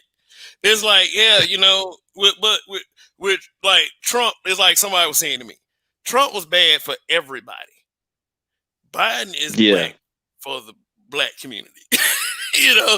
It's just like this with HIV. At least you can take some medication for it. Nobody wants it, but you can live with it. AIDS, that's it. You can just go ahead and throw it away. Just sleep on the street. Try to erode. No, I'm just saying, be around the comfort of family, whatever, however you want to perceive it. But if you can avoid it at all costs, avoid it. Like seek that third option. That's been my suggestion to black men all week. Go ahead and start seeking that third option. And then since you know the power of a black vote, at least, because the power of the black vote did come through. It came through strong. And it came through strong for I like kids to rub my hairy legs when I get out the swimming pool, Joe Biden. Oh God. Listen there, corn pop. Holy shit. Like when I heard that, I was like, how's this man still in contention for president after he said I like kids to jump in my lap and sit in my lap? Like, what the fuck is this man saying? I was like, oh, okay, all right. This is who you guys supported. You got blatant racists, which I have yet to see. Like he's racist in the like blatant way of he justified police shootings. He says all lives matter. I wouldn't say he's exactly justified it, but he avoided criticizing it. But somebody told me that he is an avowed racist, and the only thing that is confusing to me about that is I've seen an interview where like they kept saying he's taking endorsements from the KKK. He's taking endorsements from David Duke. And they're saying that he's not disavowing it. I literally watched an interview where Trump several times disavowed the endorsements. That this is just facts over feelings. He disavowed them. He said, I disavow. It's never going to be good enough for you people. I keep telling you guys, I disavow David Duke. I disavow the KKK. I mean, literally. I mean, I know people out there that don't like Trump, but unless it's CGI or something, or it was totally made up, that's Donald Trump having an interview saying that he disavowed endorsements from the KKK and David Duke. So it's like, if you're saying he's not disavowed, it's like this. Okay, if the KKK endorses me, are you going to believe that endorsement? Or are you going to believe me when I say it's bullshit? There's no reason for me to endorse this. Why would they endorse me? I'm a black guy. That's bullshit. I mean, if I look up and I see them handing you they obviously are up to something. Why be mad at me about that? And I know it's different. I'm not Donald Trump. I'm not comparing myself to Donald Trump. But if somebody out of nowhere, if like I don't know, if I don't know, some strippers endorse me, would you think that I'm fucking those strippers? Like it's like if I disavow the endorsements, that's just what it is. If I say I don't know what the fuck these people talking about, if you want to roll with it, you're just being ignorant. That's just for my sake. That's just for me being. Show me the tangibles. Show me the tangibles. I agree as I look at it, because like it'd be one thing if somebody said the KKK was endorsing you and they got a picture of you and they're handing you that 300 count pack of bed sheets. Yeah. Then you can't get away from it. Or like you get the lap dance from one of the strippers. But it's another thing if somebody don't Photoshop your head onto a white person who is getting those bed sheets, or Photoshop's usually bad too. The head is bigger than the body, so it's fake. But something like that. Then yeah, obviously it didn't happen. And you have a right to fight. Here's the thing. Didn't they say that his dad was also like a member of the KKK? Or involved something with like that, yeah. So this is why everybody will always be thrown off. Like a lot of things throw people off by Donald Trump. It's like what I do believe about a lot of racists. They'll smile in your face in public, but then behind closed doors, it's N-word. Whenever you get a chance, whenever they get a chance, N-word this, N-word that. So Donald Trump was probably that kind of racist. I mean, like Lyndon Baines Johnson. You ever seen it so bad? You ever seen somebody trying to hide their racism so bad that it's like they give you that fake smile. Their face just gets kind of waxy, and they're like, "Yeah, yeah, I see. all right, Well, we'll look into that." I'm from Montgomery, Alabama. I've seen plenty of that. I know exactly what that But looks like. Yeah, here, have a yeah. cookie, that type of thing. I mean, you can't throw a mailbox at them, but you just, I know you, buddy. I know how to deal with it. You know what Right. though?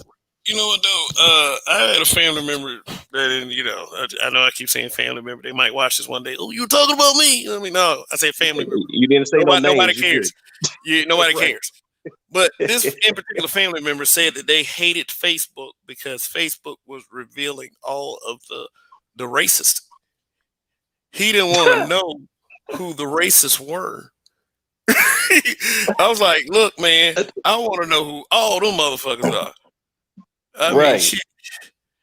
Like, and people won't believe me when I say this, but shortly after President Obama sang Amazing Grace inside that church, where the 9 people got gunned down by Dylan Roof, Mm-hmm. he promised to set up a registry for the KKK. Now he just said it. I think that it was probably an emotionally not well thought out decision, but he never delivered on that. Now, do I blame him in particular? Because if you had to reveal every member of the KKK everywhere, you would probably be shocked at who they are. Might be your neighbor, might be one of your favorite celebrities. It was no way that realistically it was a pipe dream. There was no way he would have been able to deliver on that. Right. I think he wanted to say something to make people comfortable at a time where churches were being burned down. People forget this shit. We have very short memories. We rather have Joe Biden in office, but Mm-hmm. it's like churches were being burned down. Lots of churches were being burned down at the time, and then you have a guy, a malicious adult person, because they treat us like adults when they do that. He's an adult. Fuck him. Walk into a Mm-hmm. church where people are worshiping, welcoming him. By the way, because we're so welcoming, and he kills 9 of them. Well, in all fairness, he thought about it first before yeah, that idiot. Then they Yeah, get that but motherfucker Burger King. one of them was a senator, wasn't he? Clementa Pinckney, I and that honestly, I can't narrative even is, remember. yeah. One of them was a senator. One of the people who died was a senator. They never keep that narrative up. Can you imagine a white senator being killed by a black person inside of a church? It's about the equivalent of a black person going on vacation in a country versus a white person going on vacation in a foreign country. The Mm. black person ends up missing. They'll get to it eventually. The white person ends up missing. They got, they send the SWAT teams, the Coast Guard, the Army. It's the same in a sense. Mm. So it just don't make any sense. And the funny thing is, there's actually a comic book representation of what a registry would look like if you were to put it out. So say it happened in Marvel because they had this superhero registration where they wanted every single hero to be registered. They wanted their powers, the ID, their alias, and so on and so forth. So when the aliases got released, all the villains of those superheroes were like, what the fuck? Especially with Spider-Man, because when they found out Spider-Man was a little kid, oh, they went right up to Aunt May's house and started wreaking havoc. So the same thing would happen to the KKK, and I guess they didn't want to deal with the end result of that.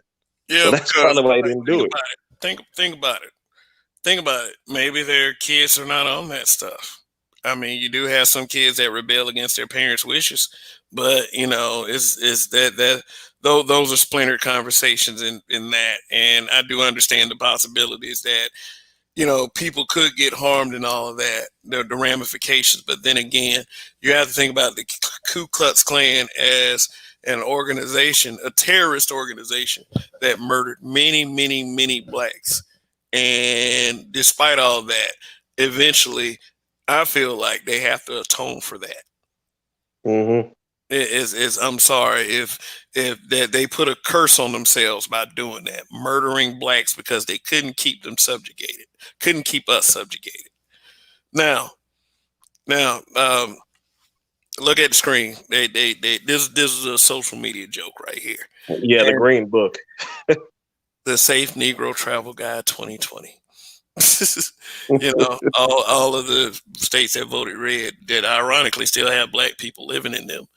Mm-hmm. But I made the point of saying like, how y'all gonna say something like that when some of y'all can't even walk in the neighborhoods that you grew up in? Yeah, that's Seriously, it. That's if they still standing, because a lot of those neighborhoods are gone. Gentrification and everything is real. man, look at that, and look at that. Illinois is on there. As much as they talk about a certain city in Illinois, why would you say that? But uh, Right. but I understand that that's used as a racist talking point amongst mainstream media, so I also acknowledge that. I'm still shocked Georgia went blue. It. That was very peculiar. I'll just say that. And I'm not saying, like I said, I'm not saying that Trump's not in the process of getting voted out. What I'm saying is like, because of how different this is, it seems kind of shady that Yeah, this wasn't resolved on election night. And if it was resolved on election night, Trump would be president. true. Yeah. I'm wondering if there's a secret cyber battle between China and Russia, because China wanted I think China wanted Trump out of office. Russia was Yeah. probably like, let me keep him. So. Because it made the U.S. an exporter instead of an importer. Hmm. So China want that back, and Biden's going to give it to them. Of course. Because Biden's not even though Trump is an ugly dragon, he's a dragon nonetheless. Hmm. Uh, Biden is more of I don't know, a gecko, a iguana. Yeah. you know, That's one thing I will give Trump, though, because even though as crazy as his ass was, uh, the fact that he was trying to get the American economy to produce instead of being a country of super consumers, so we could actually start trying to bring money back in. Because no matter what any politician tells me as far as bringing jobs back, it doesn't change the fact that they can say that 1,000 times the jobs are still going to be overseas. The ones that are technical, or the ones where you have to manufacture things, they're overseas. We may make some stuff here, but um, I think his idea as far as bringing back the American economy was almost similar to uh, World War II. Whenever we had to make sure we had our own materials, and we broke down stuff that we had in order to produce our own products, tanks, guns, so on and so forth. So I would think that that's what he was trying to aim for. Because in all honesty, in my opinion, the triangle of trade never died. America took that blueprint and applied it to what we have now. So it's a modern trade. We take our materials, we get other materials, we send it to another place, get it made cheaply, then we bring it back and we jack up the price, and we do the same thing the British did whenever the colonies were first created. yeah, because everywhere else they make the product so good, and and I mean, like, they don't have to make them where safe building codes exist. So Right. they come out winners either way. But what people will always have a failure to understand, as far as I'm concerned, is like politics, like Joe Biden used to deal in, created people like Donald Trump. So to me, people like Joe Biden will always be worse than Trump. Hmm. Always. Because how many Donald Trumps has Joe Biden created? I mean, I'm talking about from the political aspect, because their policies and their decisions on Capitol Hill was to people like Donald Trump's advantage. Donald Trump got rich off that shit, Right. beyond rich, and people act like that. People like Joe Biden is the remedy to that. Maybe Kamala Harris. I mean, that's the one I could be wrong about. She has a record for locking up black men. But you Hmm. know what? I'll say this as a devil's advocate approach. Some of us shouldn't be committing them crimes like that. I believe that, a lot of those people were actually guilty. A lot of them. But, But the ones for weed, though, because I weed. mean, Yes, I understand weed. I understand weed. Weed is the dumbest fucking thing ever to hold. Like, just destroy a life over weed. Come on now. yeah, because I But, think go ahead. but I was just speaking for the sake of argument. some of those people did deserve to be in prison. Some of them did, you know. Yeah. But Joe Biden, you wrote a crime bill, guy. You wrote a whole crime bill. And people just said, hey, fuck it, we accept you because we think Trump is that much more disgusting. What policies did Trump create that destroy the black community? Actually, look at it like this. He wrote a whole crime bill and was in politics for 47 years straight. 47 years Yeah. straight. And Yeah, 47 years to do senator. something right. And incumbent senator. Right. That's one Yeah. of the biggest problems is incumbents. You got too many people running unchallenged. So it's like if you're tired of the same thing happening, like if you're dealing with some corrupt police, then you got the same sheriff for the next few years who's running unchallenged. There you go. Because this goes way beyond the federal. You got to look at the state too. Yeah, yeah, and then once they leave office, even if they leave office, they got a salary for the rest of their life. Mm-hmm. Like that is so unfair. Like your boy Tommy Tuberville, he got a salary for the rest of his life. Shit. Tommy Tuberville. I mean, I looked at that, man. I was looking at the presidential election, and then I was like, Tommy Tuberville beats Doug Jones. I looked, I was like, Auburn coach Tommy what? Did he come in and say he gonna bring Auburn another championship? I didn't like my home state. What? Tommy Tuberville? I mean, it's 2020. I mean, you can't explain stuff. Not at all. It is funny because even my dad was like, 2020 is going to be the year where everybody's going to have clear vision, and all this negative stuff we got right now, yeah, is very clear. But I look at it like if 2020 is supposed to represent vision, then when 2021 hits, we're probably going to lose some vision. That's just me. Oh man. I mean, we shouldn't be surprised at Tommy Tuberville being a senator.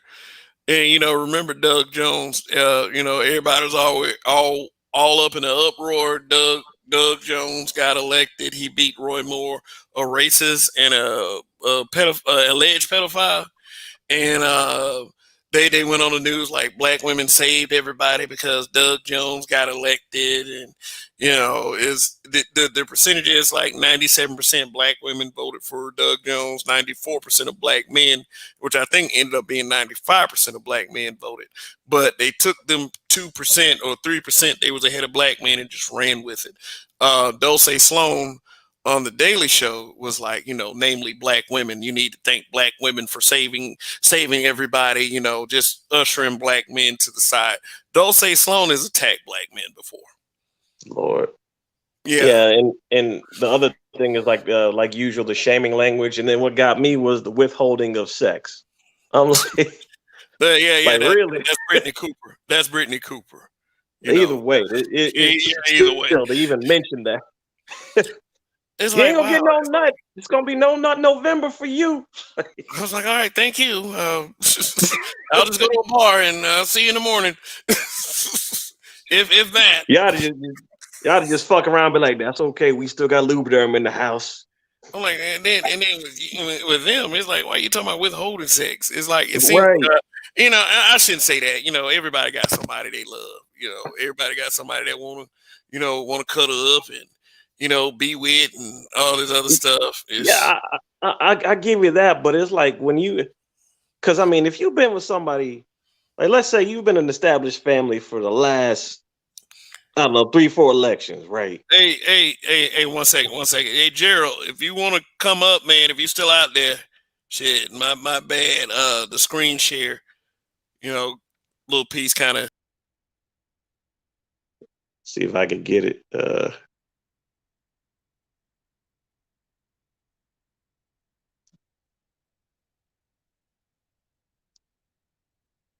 Uh-oh. Oh, whoops. Sorry about that. But yeah, I was trying to copy the link and paste it, but I don't think I can do that.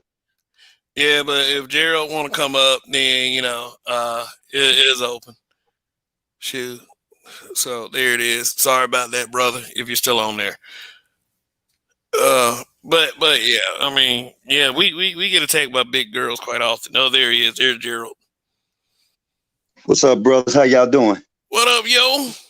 How you Trying to doing, stay man? away. Yeah, Hey, man, thanks for your patience, man. You know that screen share, motherfucker. They should make a way to it's tell you that somebody in backstage. But I'll drop that.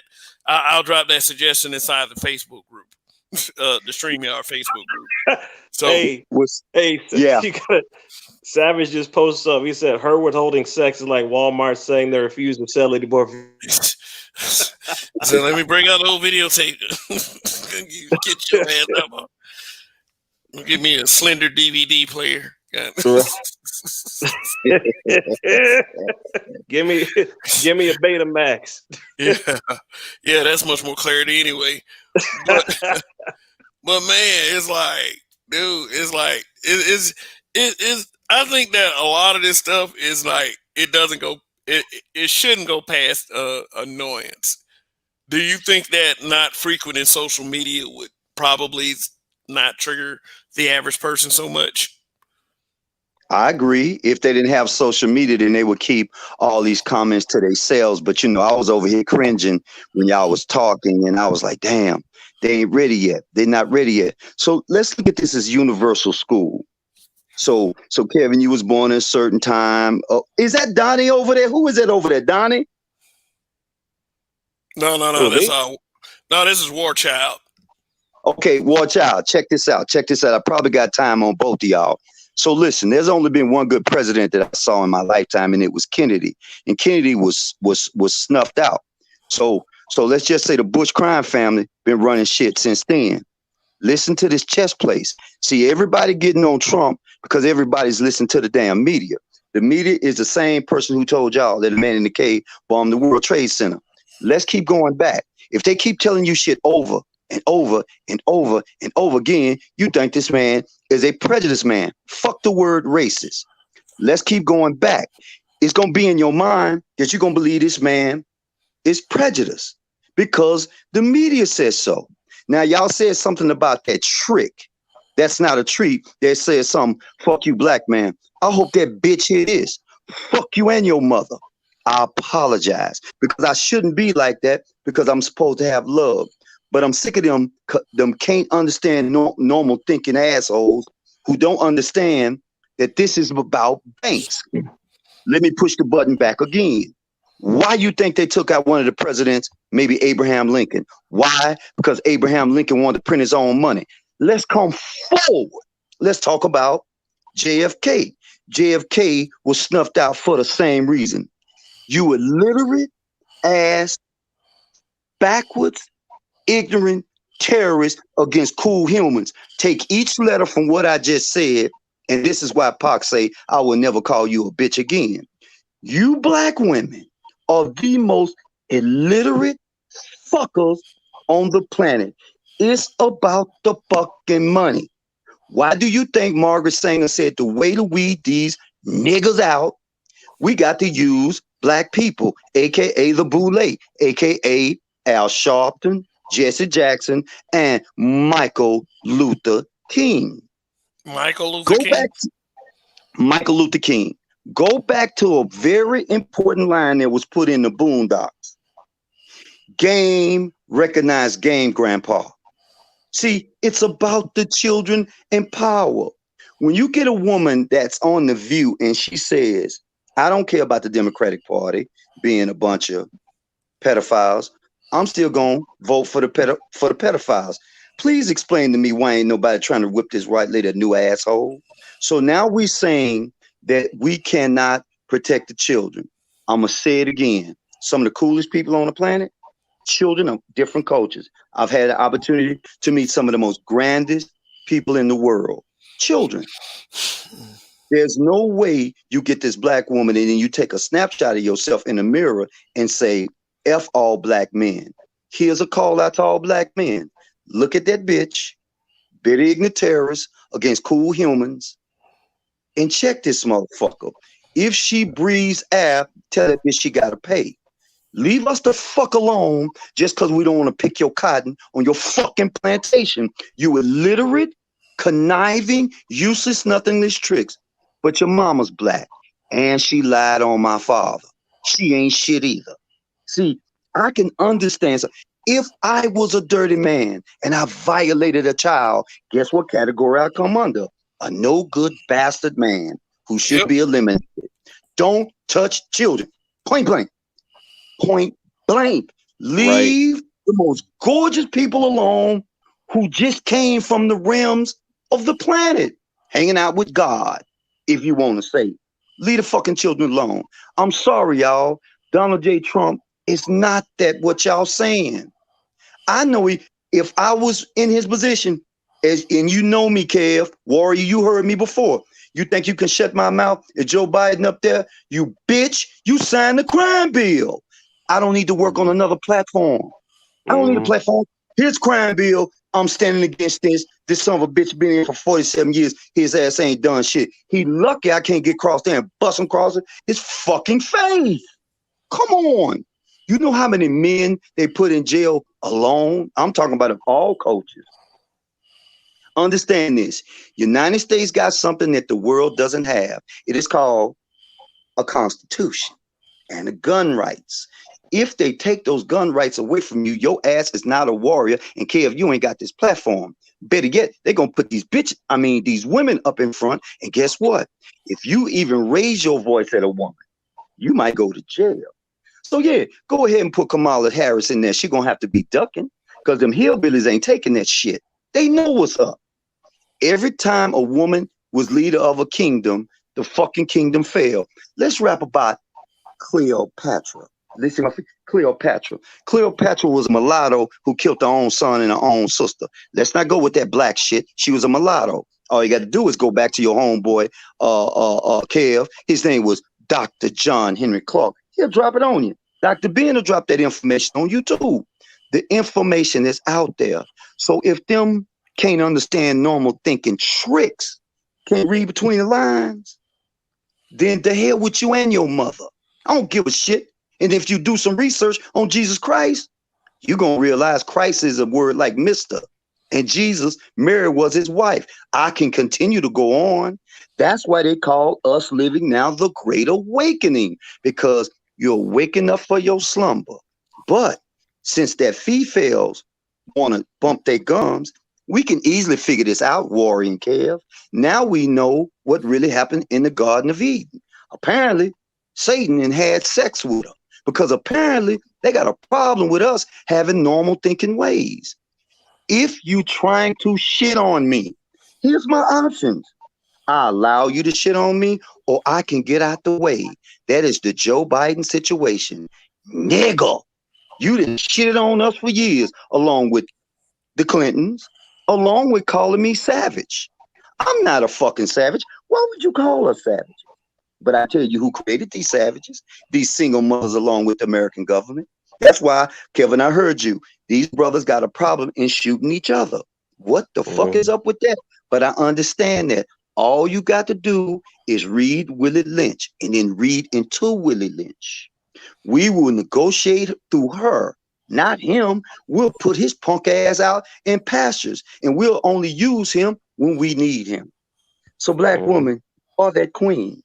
Queen, I think in the law dictionary means a prostitute. Some of y'all need to shut the fuck up.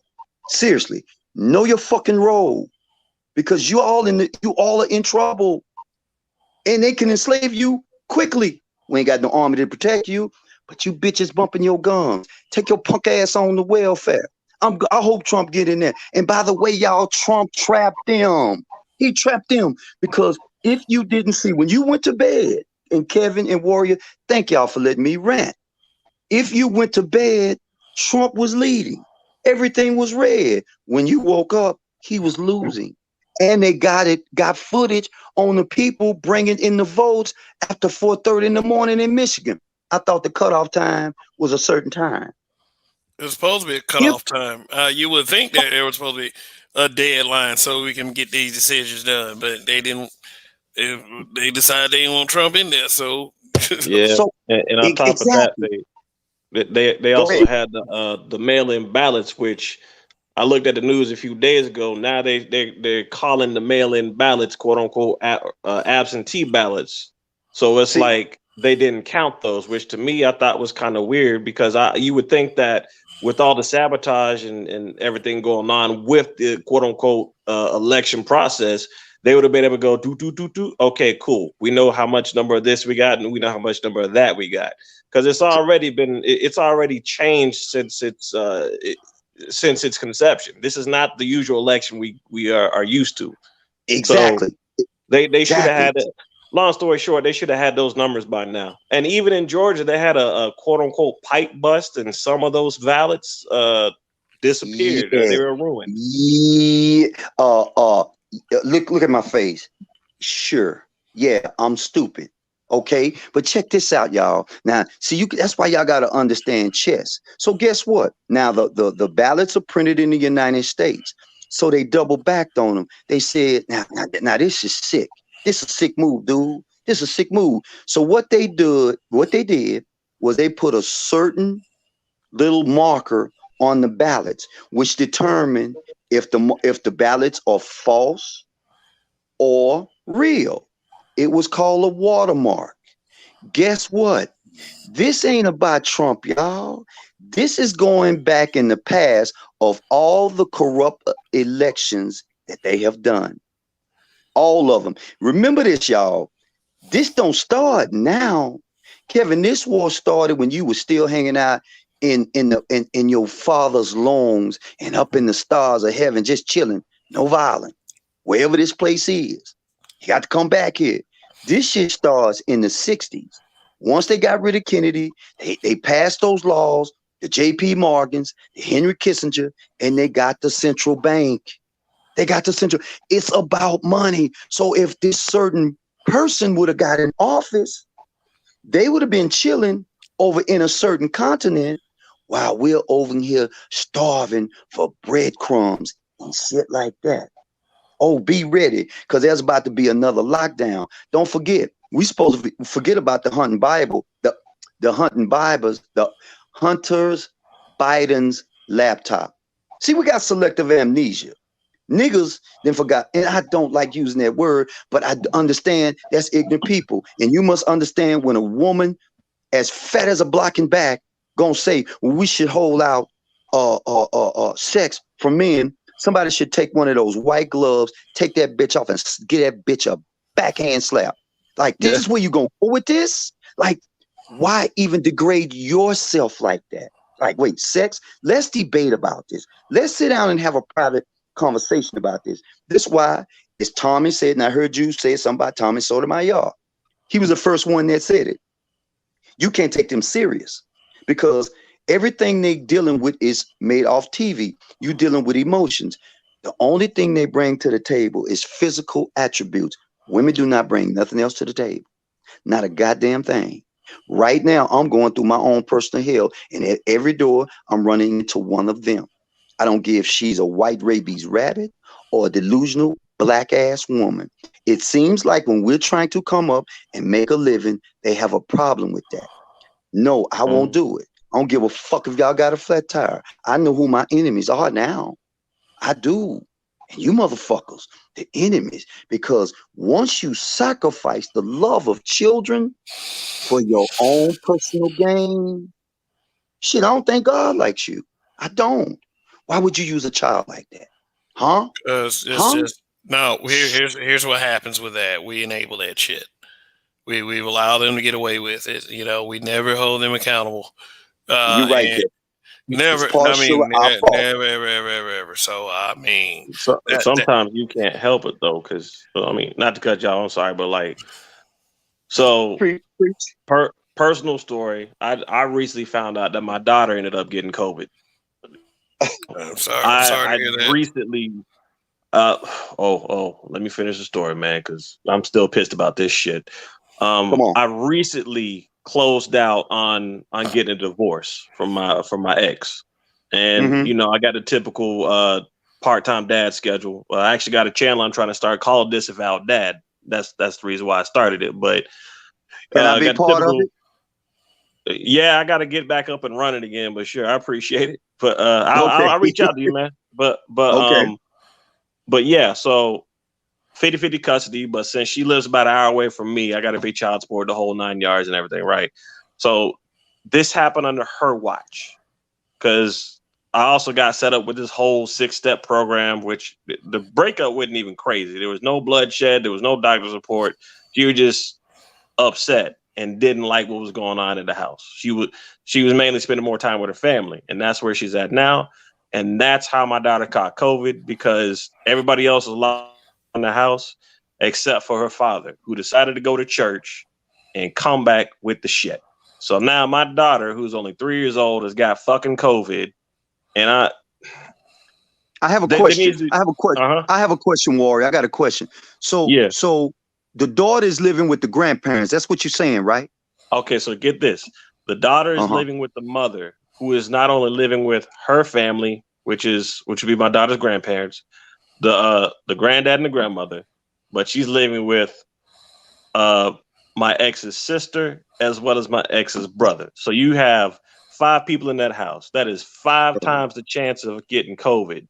Whereas I'm living by myself in one house. The chances of getting COVID there are higher because you got 5 different factors that could potentially bring it in. And lo and behold, the one that I expected to fuck it up, fucked it right the fuck up.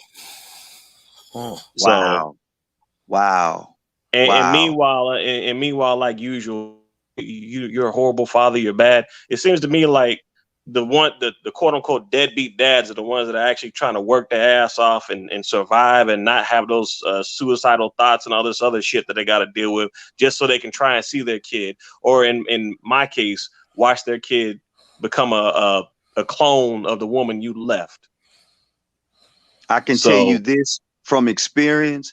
You in from a battle. That's why, there's 50 cents. And when I look at that child support check, I'm going to call myself 1 cent. Yeah, I'm going to go and do my YouTube thing. I'm going to call myself 1 cent because that's what they sent me, a 1 cent check. So that's what I am. I'm an old man with my beautiful crown, my gray hair. I said, yeah, I'm full of fire. I try to tone it down.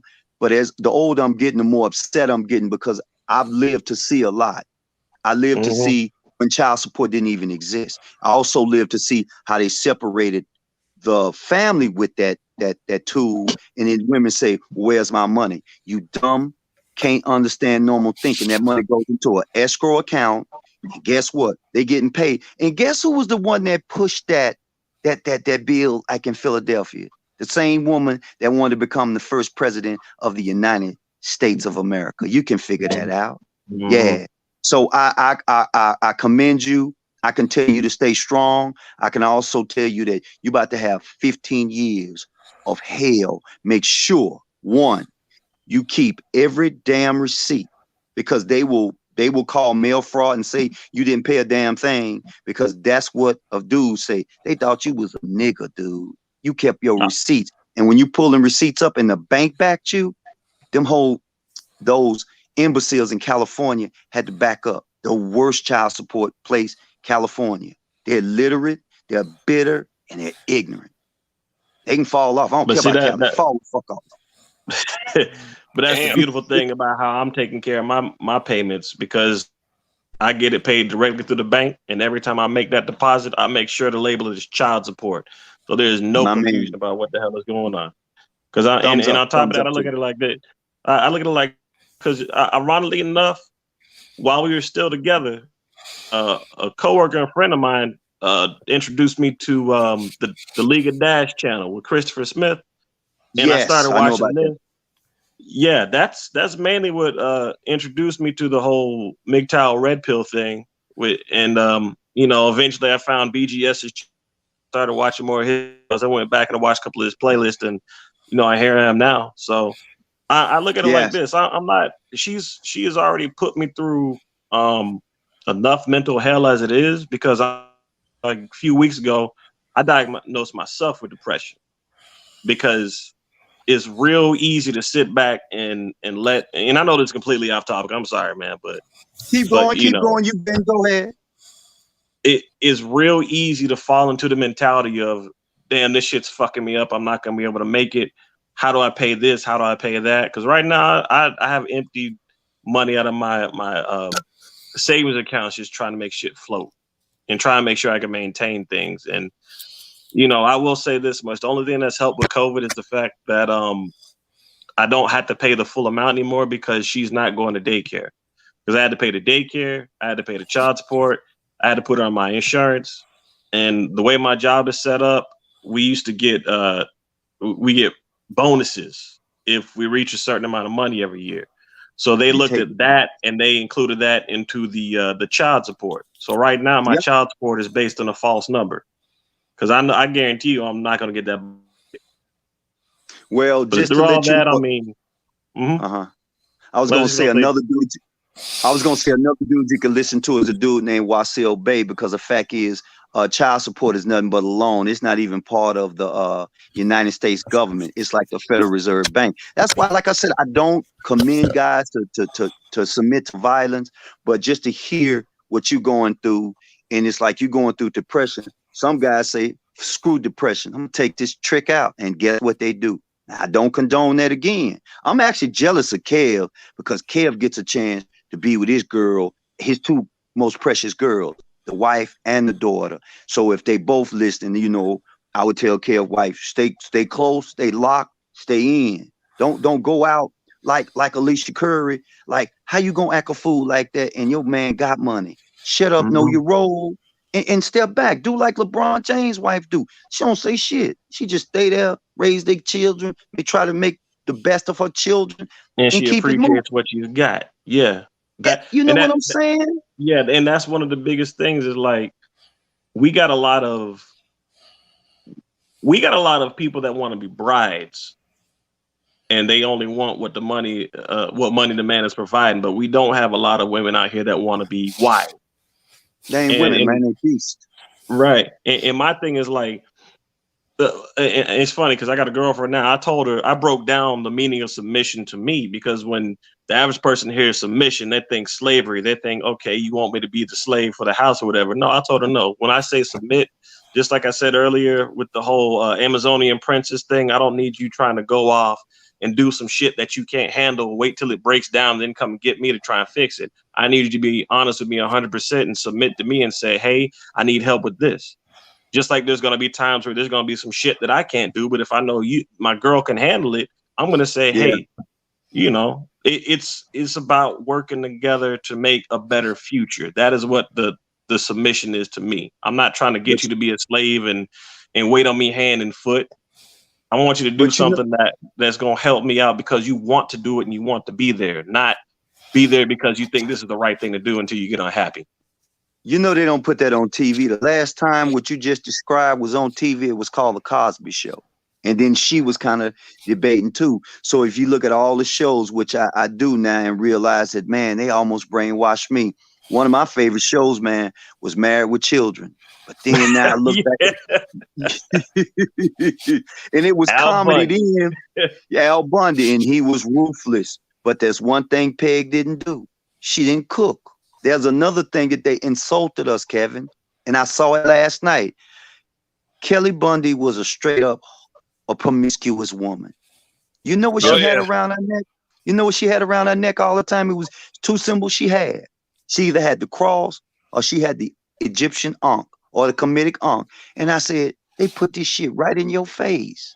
But she was still a dumb whore, promiscuous woman. She was talking about one time sleeping with the teacher. I'm saying, oh my God, this is going on now, but it's in reverse. It's like, wow, the lines that they were saying, it's like demonic now. I said, they put this shit right in front of our face and we thought it was entertainment. And I'm not even laughing no more because I said, I can't believe they was doing this. So that's why I said, man, to hear people talk about Trump and to say he's racist, which racist is a new word, and to say that, he needs to shut his mouth.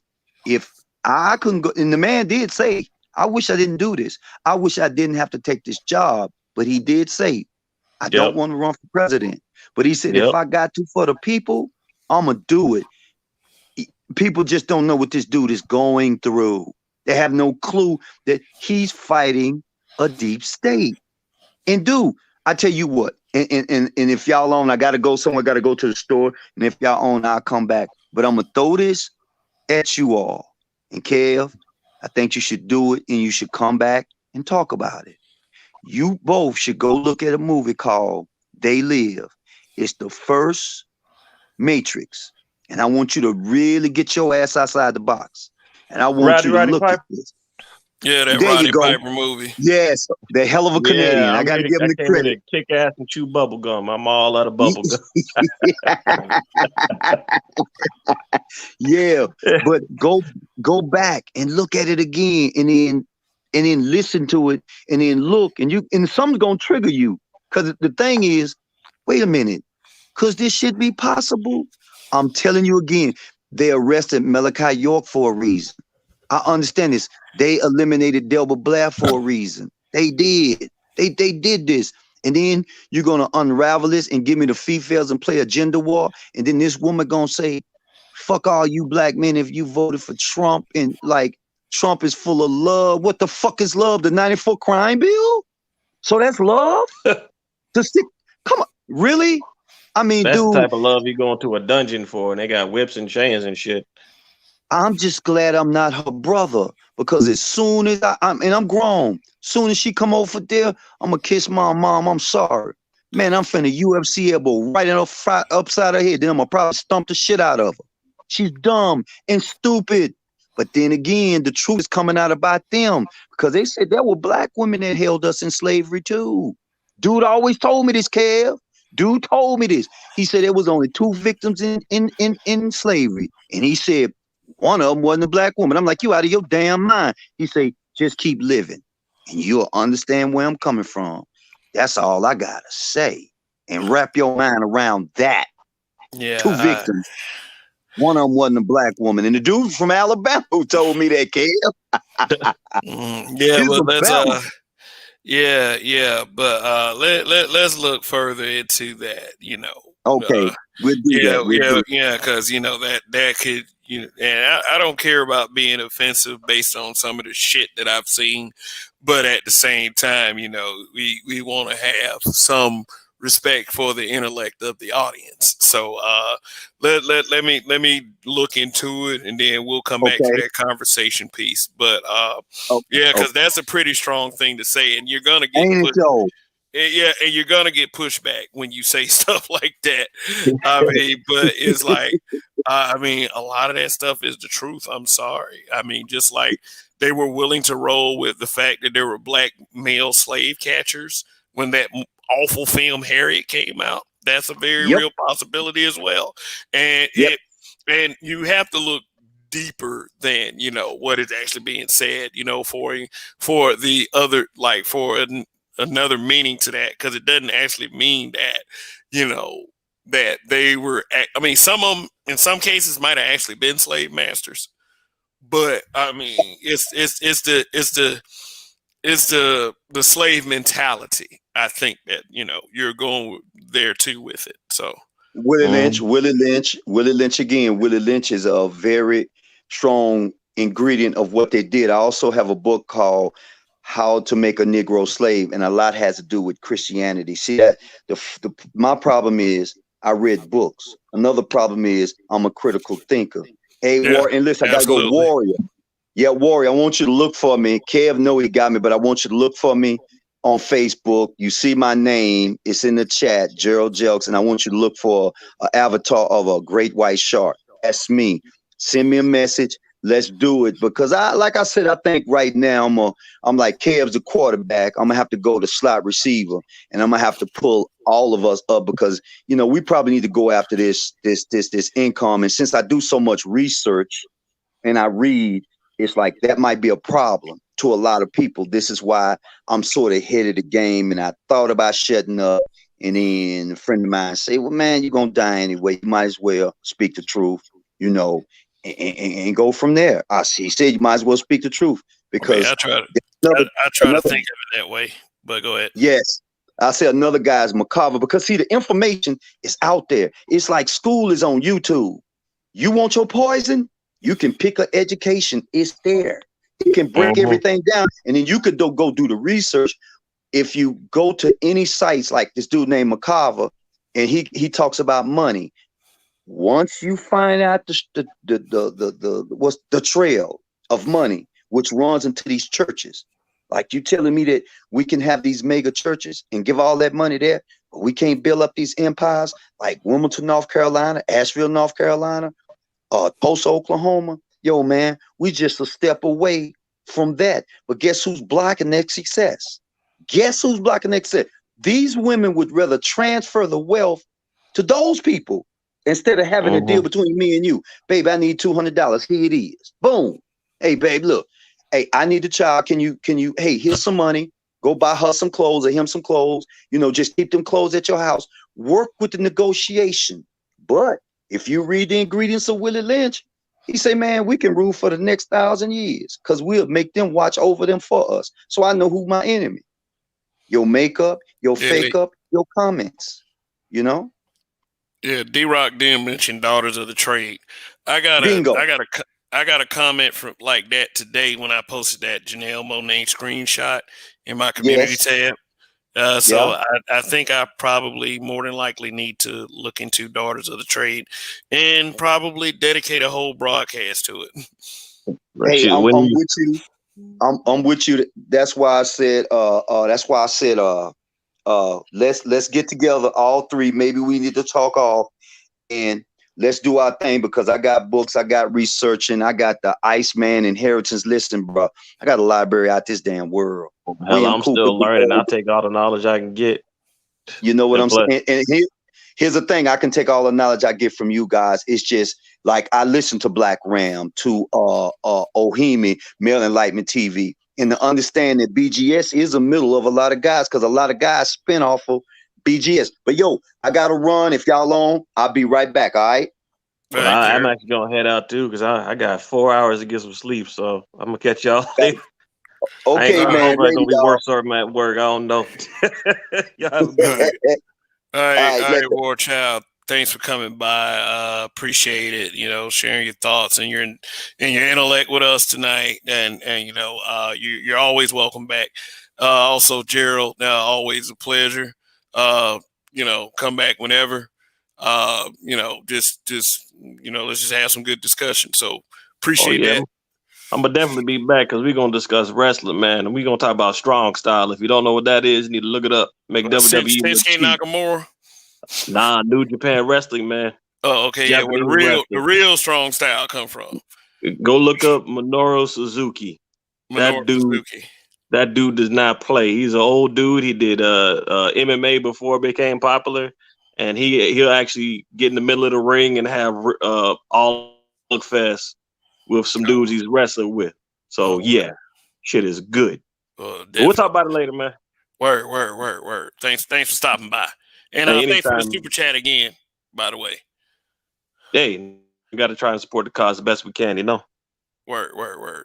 Preach. All right, everybody in chat, y'all have a good one. Be safe. Kev, nice talking with you, man. Word. Definitely. Okay. All right. Well, anyway, people, I can be here for a few more minutes, but just to get back on track. And what I was saying, on the screen with black people is not where your vote goes, it's who you vote for. It really is like that. In many ways, I wish it wasn't, but I do welcome dialogue that is constructive, whether it agrees with me or whether it doesn't. Oh, wait a minute. Oh, this is a surprise. What's going on, Grinch? What's going on, bro? Nothing too much, man. What it is. Hey, man, I just wanted to come up here and say, man, I think it was you who came through, because you be coming through to my streams, huh? Yeah. I be in the chat sometimes. I never actually participated, had a chat or whatever, but I do come.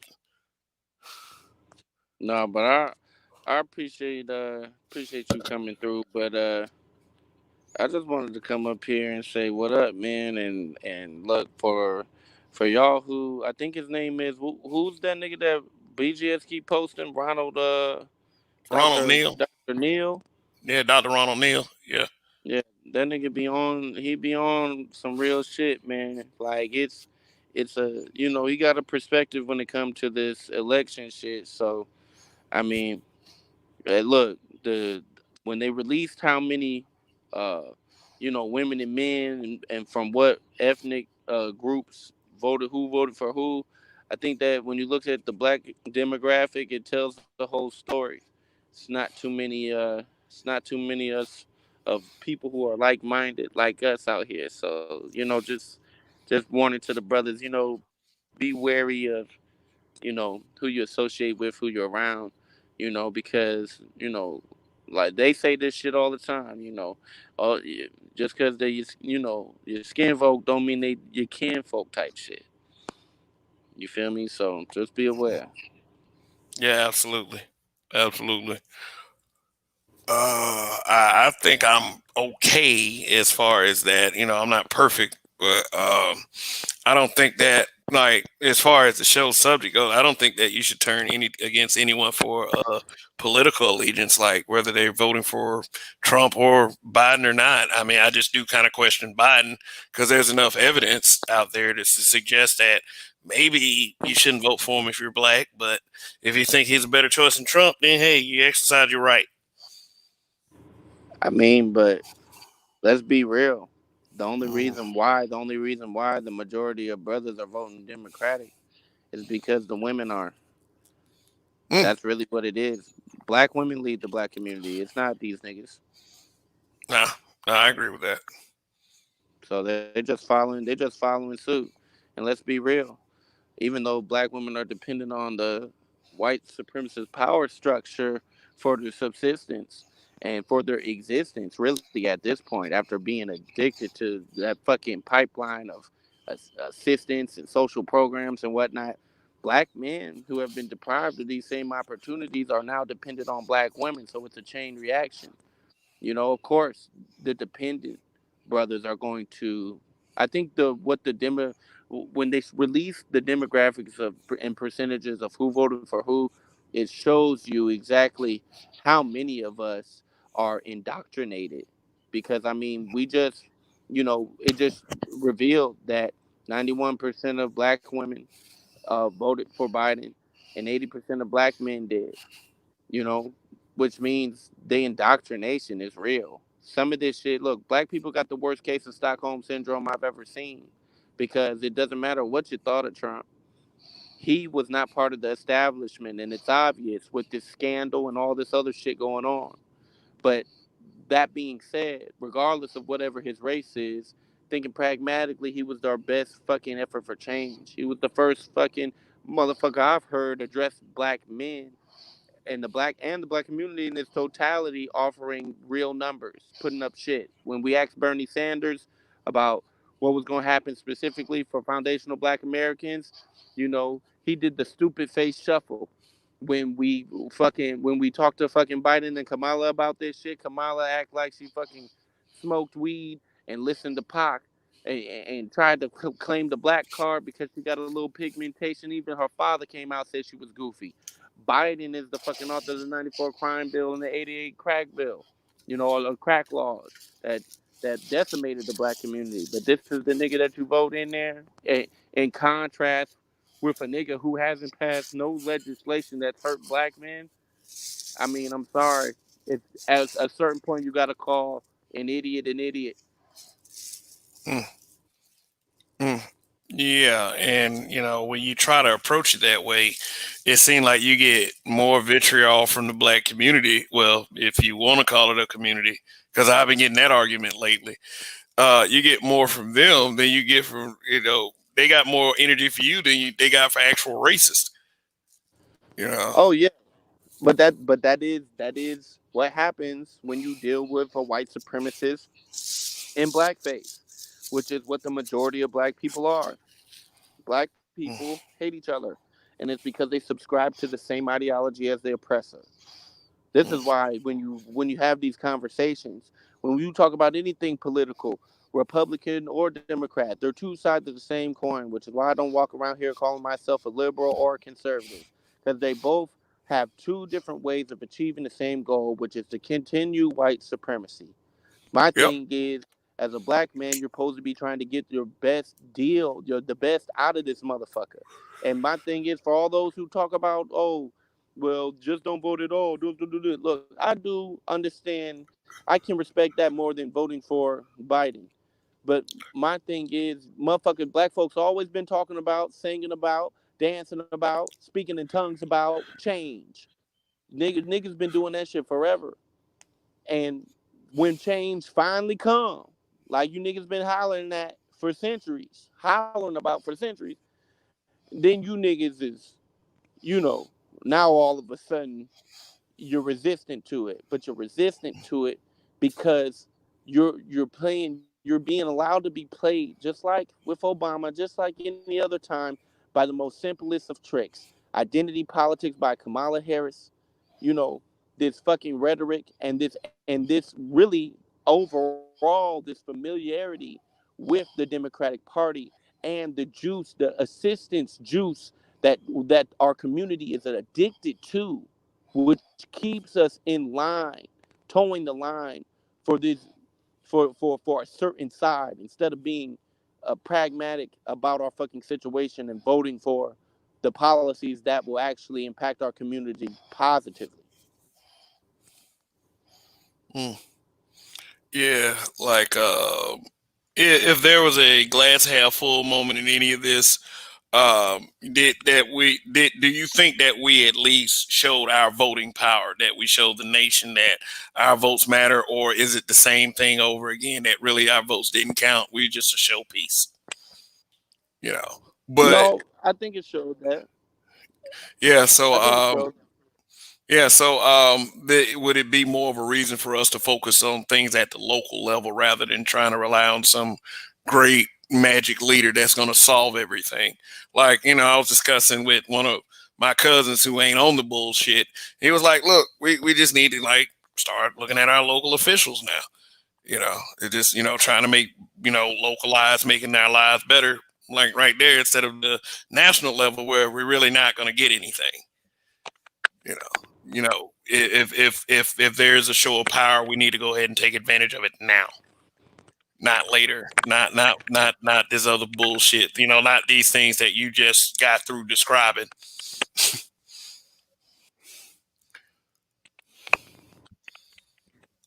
So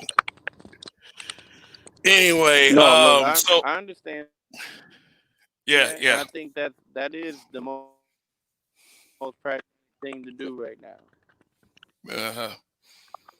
Yeah, but how many attacks and how many arguments have you had to go through because of But this? Because you wanted to make look, people man, I gotta political. get out of here, man. I just want to come up and Okay, holler at you, man. Y'all stay up. word. No, that is thing. You're always welcome. We got to do it again sometime. But I appreciate you coming up here, though.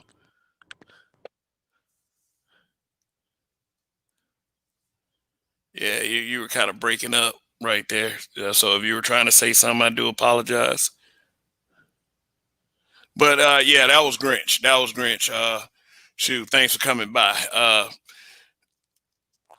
Well, yeah, but it's not really like an intense amount of problems that I feel like that we should face as far as, because we got too much shit going. We got too much shit going against us. So I think that as a people, like when we come to our political allegiances, we just need to grow a little. We just need to grow up a little bit.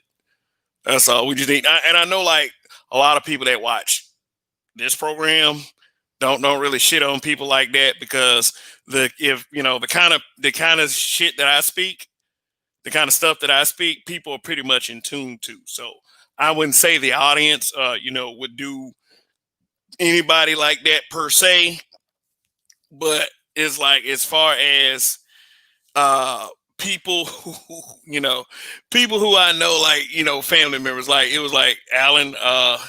Let me highlight this right here. He said, I just had a conversation with my own mother tonight, and after telling her that I did vote independent, she almost disowned me right then and there. Why even tell anyone that, oh, these people died for our right to vote? Why even tell anybody that? Oh, these people, they like you, like, first of all, you're throwing out a virtue signal for nothing. So if you do somebody like that, and with all due respect to Alan's mother, it's like, but it was like, I'm gonna put a link in the chat. No, not a link in the chat. I'm gonna put a link in the description. I want you to check out this video of how this mother treated her son when he told her that he voted independent. Yeah, I'll do it after I get done with this video. But it's just that it's ridiculous to let ourselves get torn apart. It's like this thing means more than race. It's like this thing means more than race. And I actually heard a person I've known for a long time tell me that he's not really beholden to anything black. And I'm sitting up there like, not even at the basic level. you know so I mean, like, so if it's going to be about politics and everything, you just need to tell everybody. So here's the deal. I'm tired, but everybody watching, I do invite you to tomorrow night's show. It's going to be my ADOS versus people of color part 2. I did a show like that I think it was like a week or 2 ago, and I felt like it needed to be revisited because of what I just said. And it was a talk with my friend, and said that this person he wasn't beholden or had any kind of loyalty to anything black. Really, I felt like sparked the subject for the show, because it really pisses me off when somebody does that. It's like, don't expect me to sign up with other causes and sign up with other groups if you're not going to at least look out for us first. And it's, and with us, it's long overdue. But you know what else is long overdue? Us doing for ourselves, being self-sufficient, at least being proactive until some perk happens, or some repayment for all that slavery that we went through or whatever, because some people feel like that, we are still owed a reparation check. And really, honestly, through all the things that I've learned in the history of slave practices, yeah, they do owe us, they owe our ancestors something, so, and they are our community some, because if you had a black president that, and this goes back to this loyalty that we show everybody, except ourselves. We had a black president that was paying other groups regularly, just like that. And that's why a lot of people are mad at him, because he looked out for other groups. But in a lot of people's eyes, he can do no wrong. Go around your average black person and say something bad about Barack Obama. You might not get out alive. Maybe not quite that bad, but they always look at you funny. Oh, he's a hater or whatever. It's like, why don't people try to hear someone out before they make some snap judgment that leads to mass stupidity? But anyway, thanks for everyone that came by. I'll see y'all tomorrow night. Long live the habitual line steppers. Please do not make the choice, if you are listening and you are one of those people, to further the divide with black people just based on a political choice, because in the end, that is by design of white supremacy. To divide you any way they can, to use political messages to divide you. And honestly, it seems like nothing is working better than that. And, when you approach your politics, try to use more of a facts over feelings approach.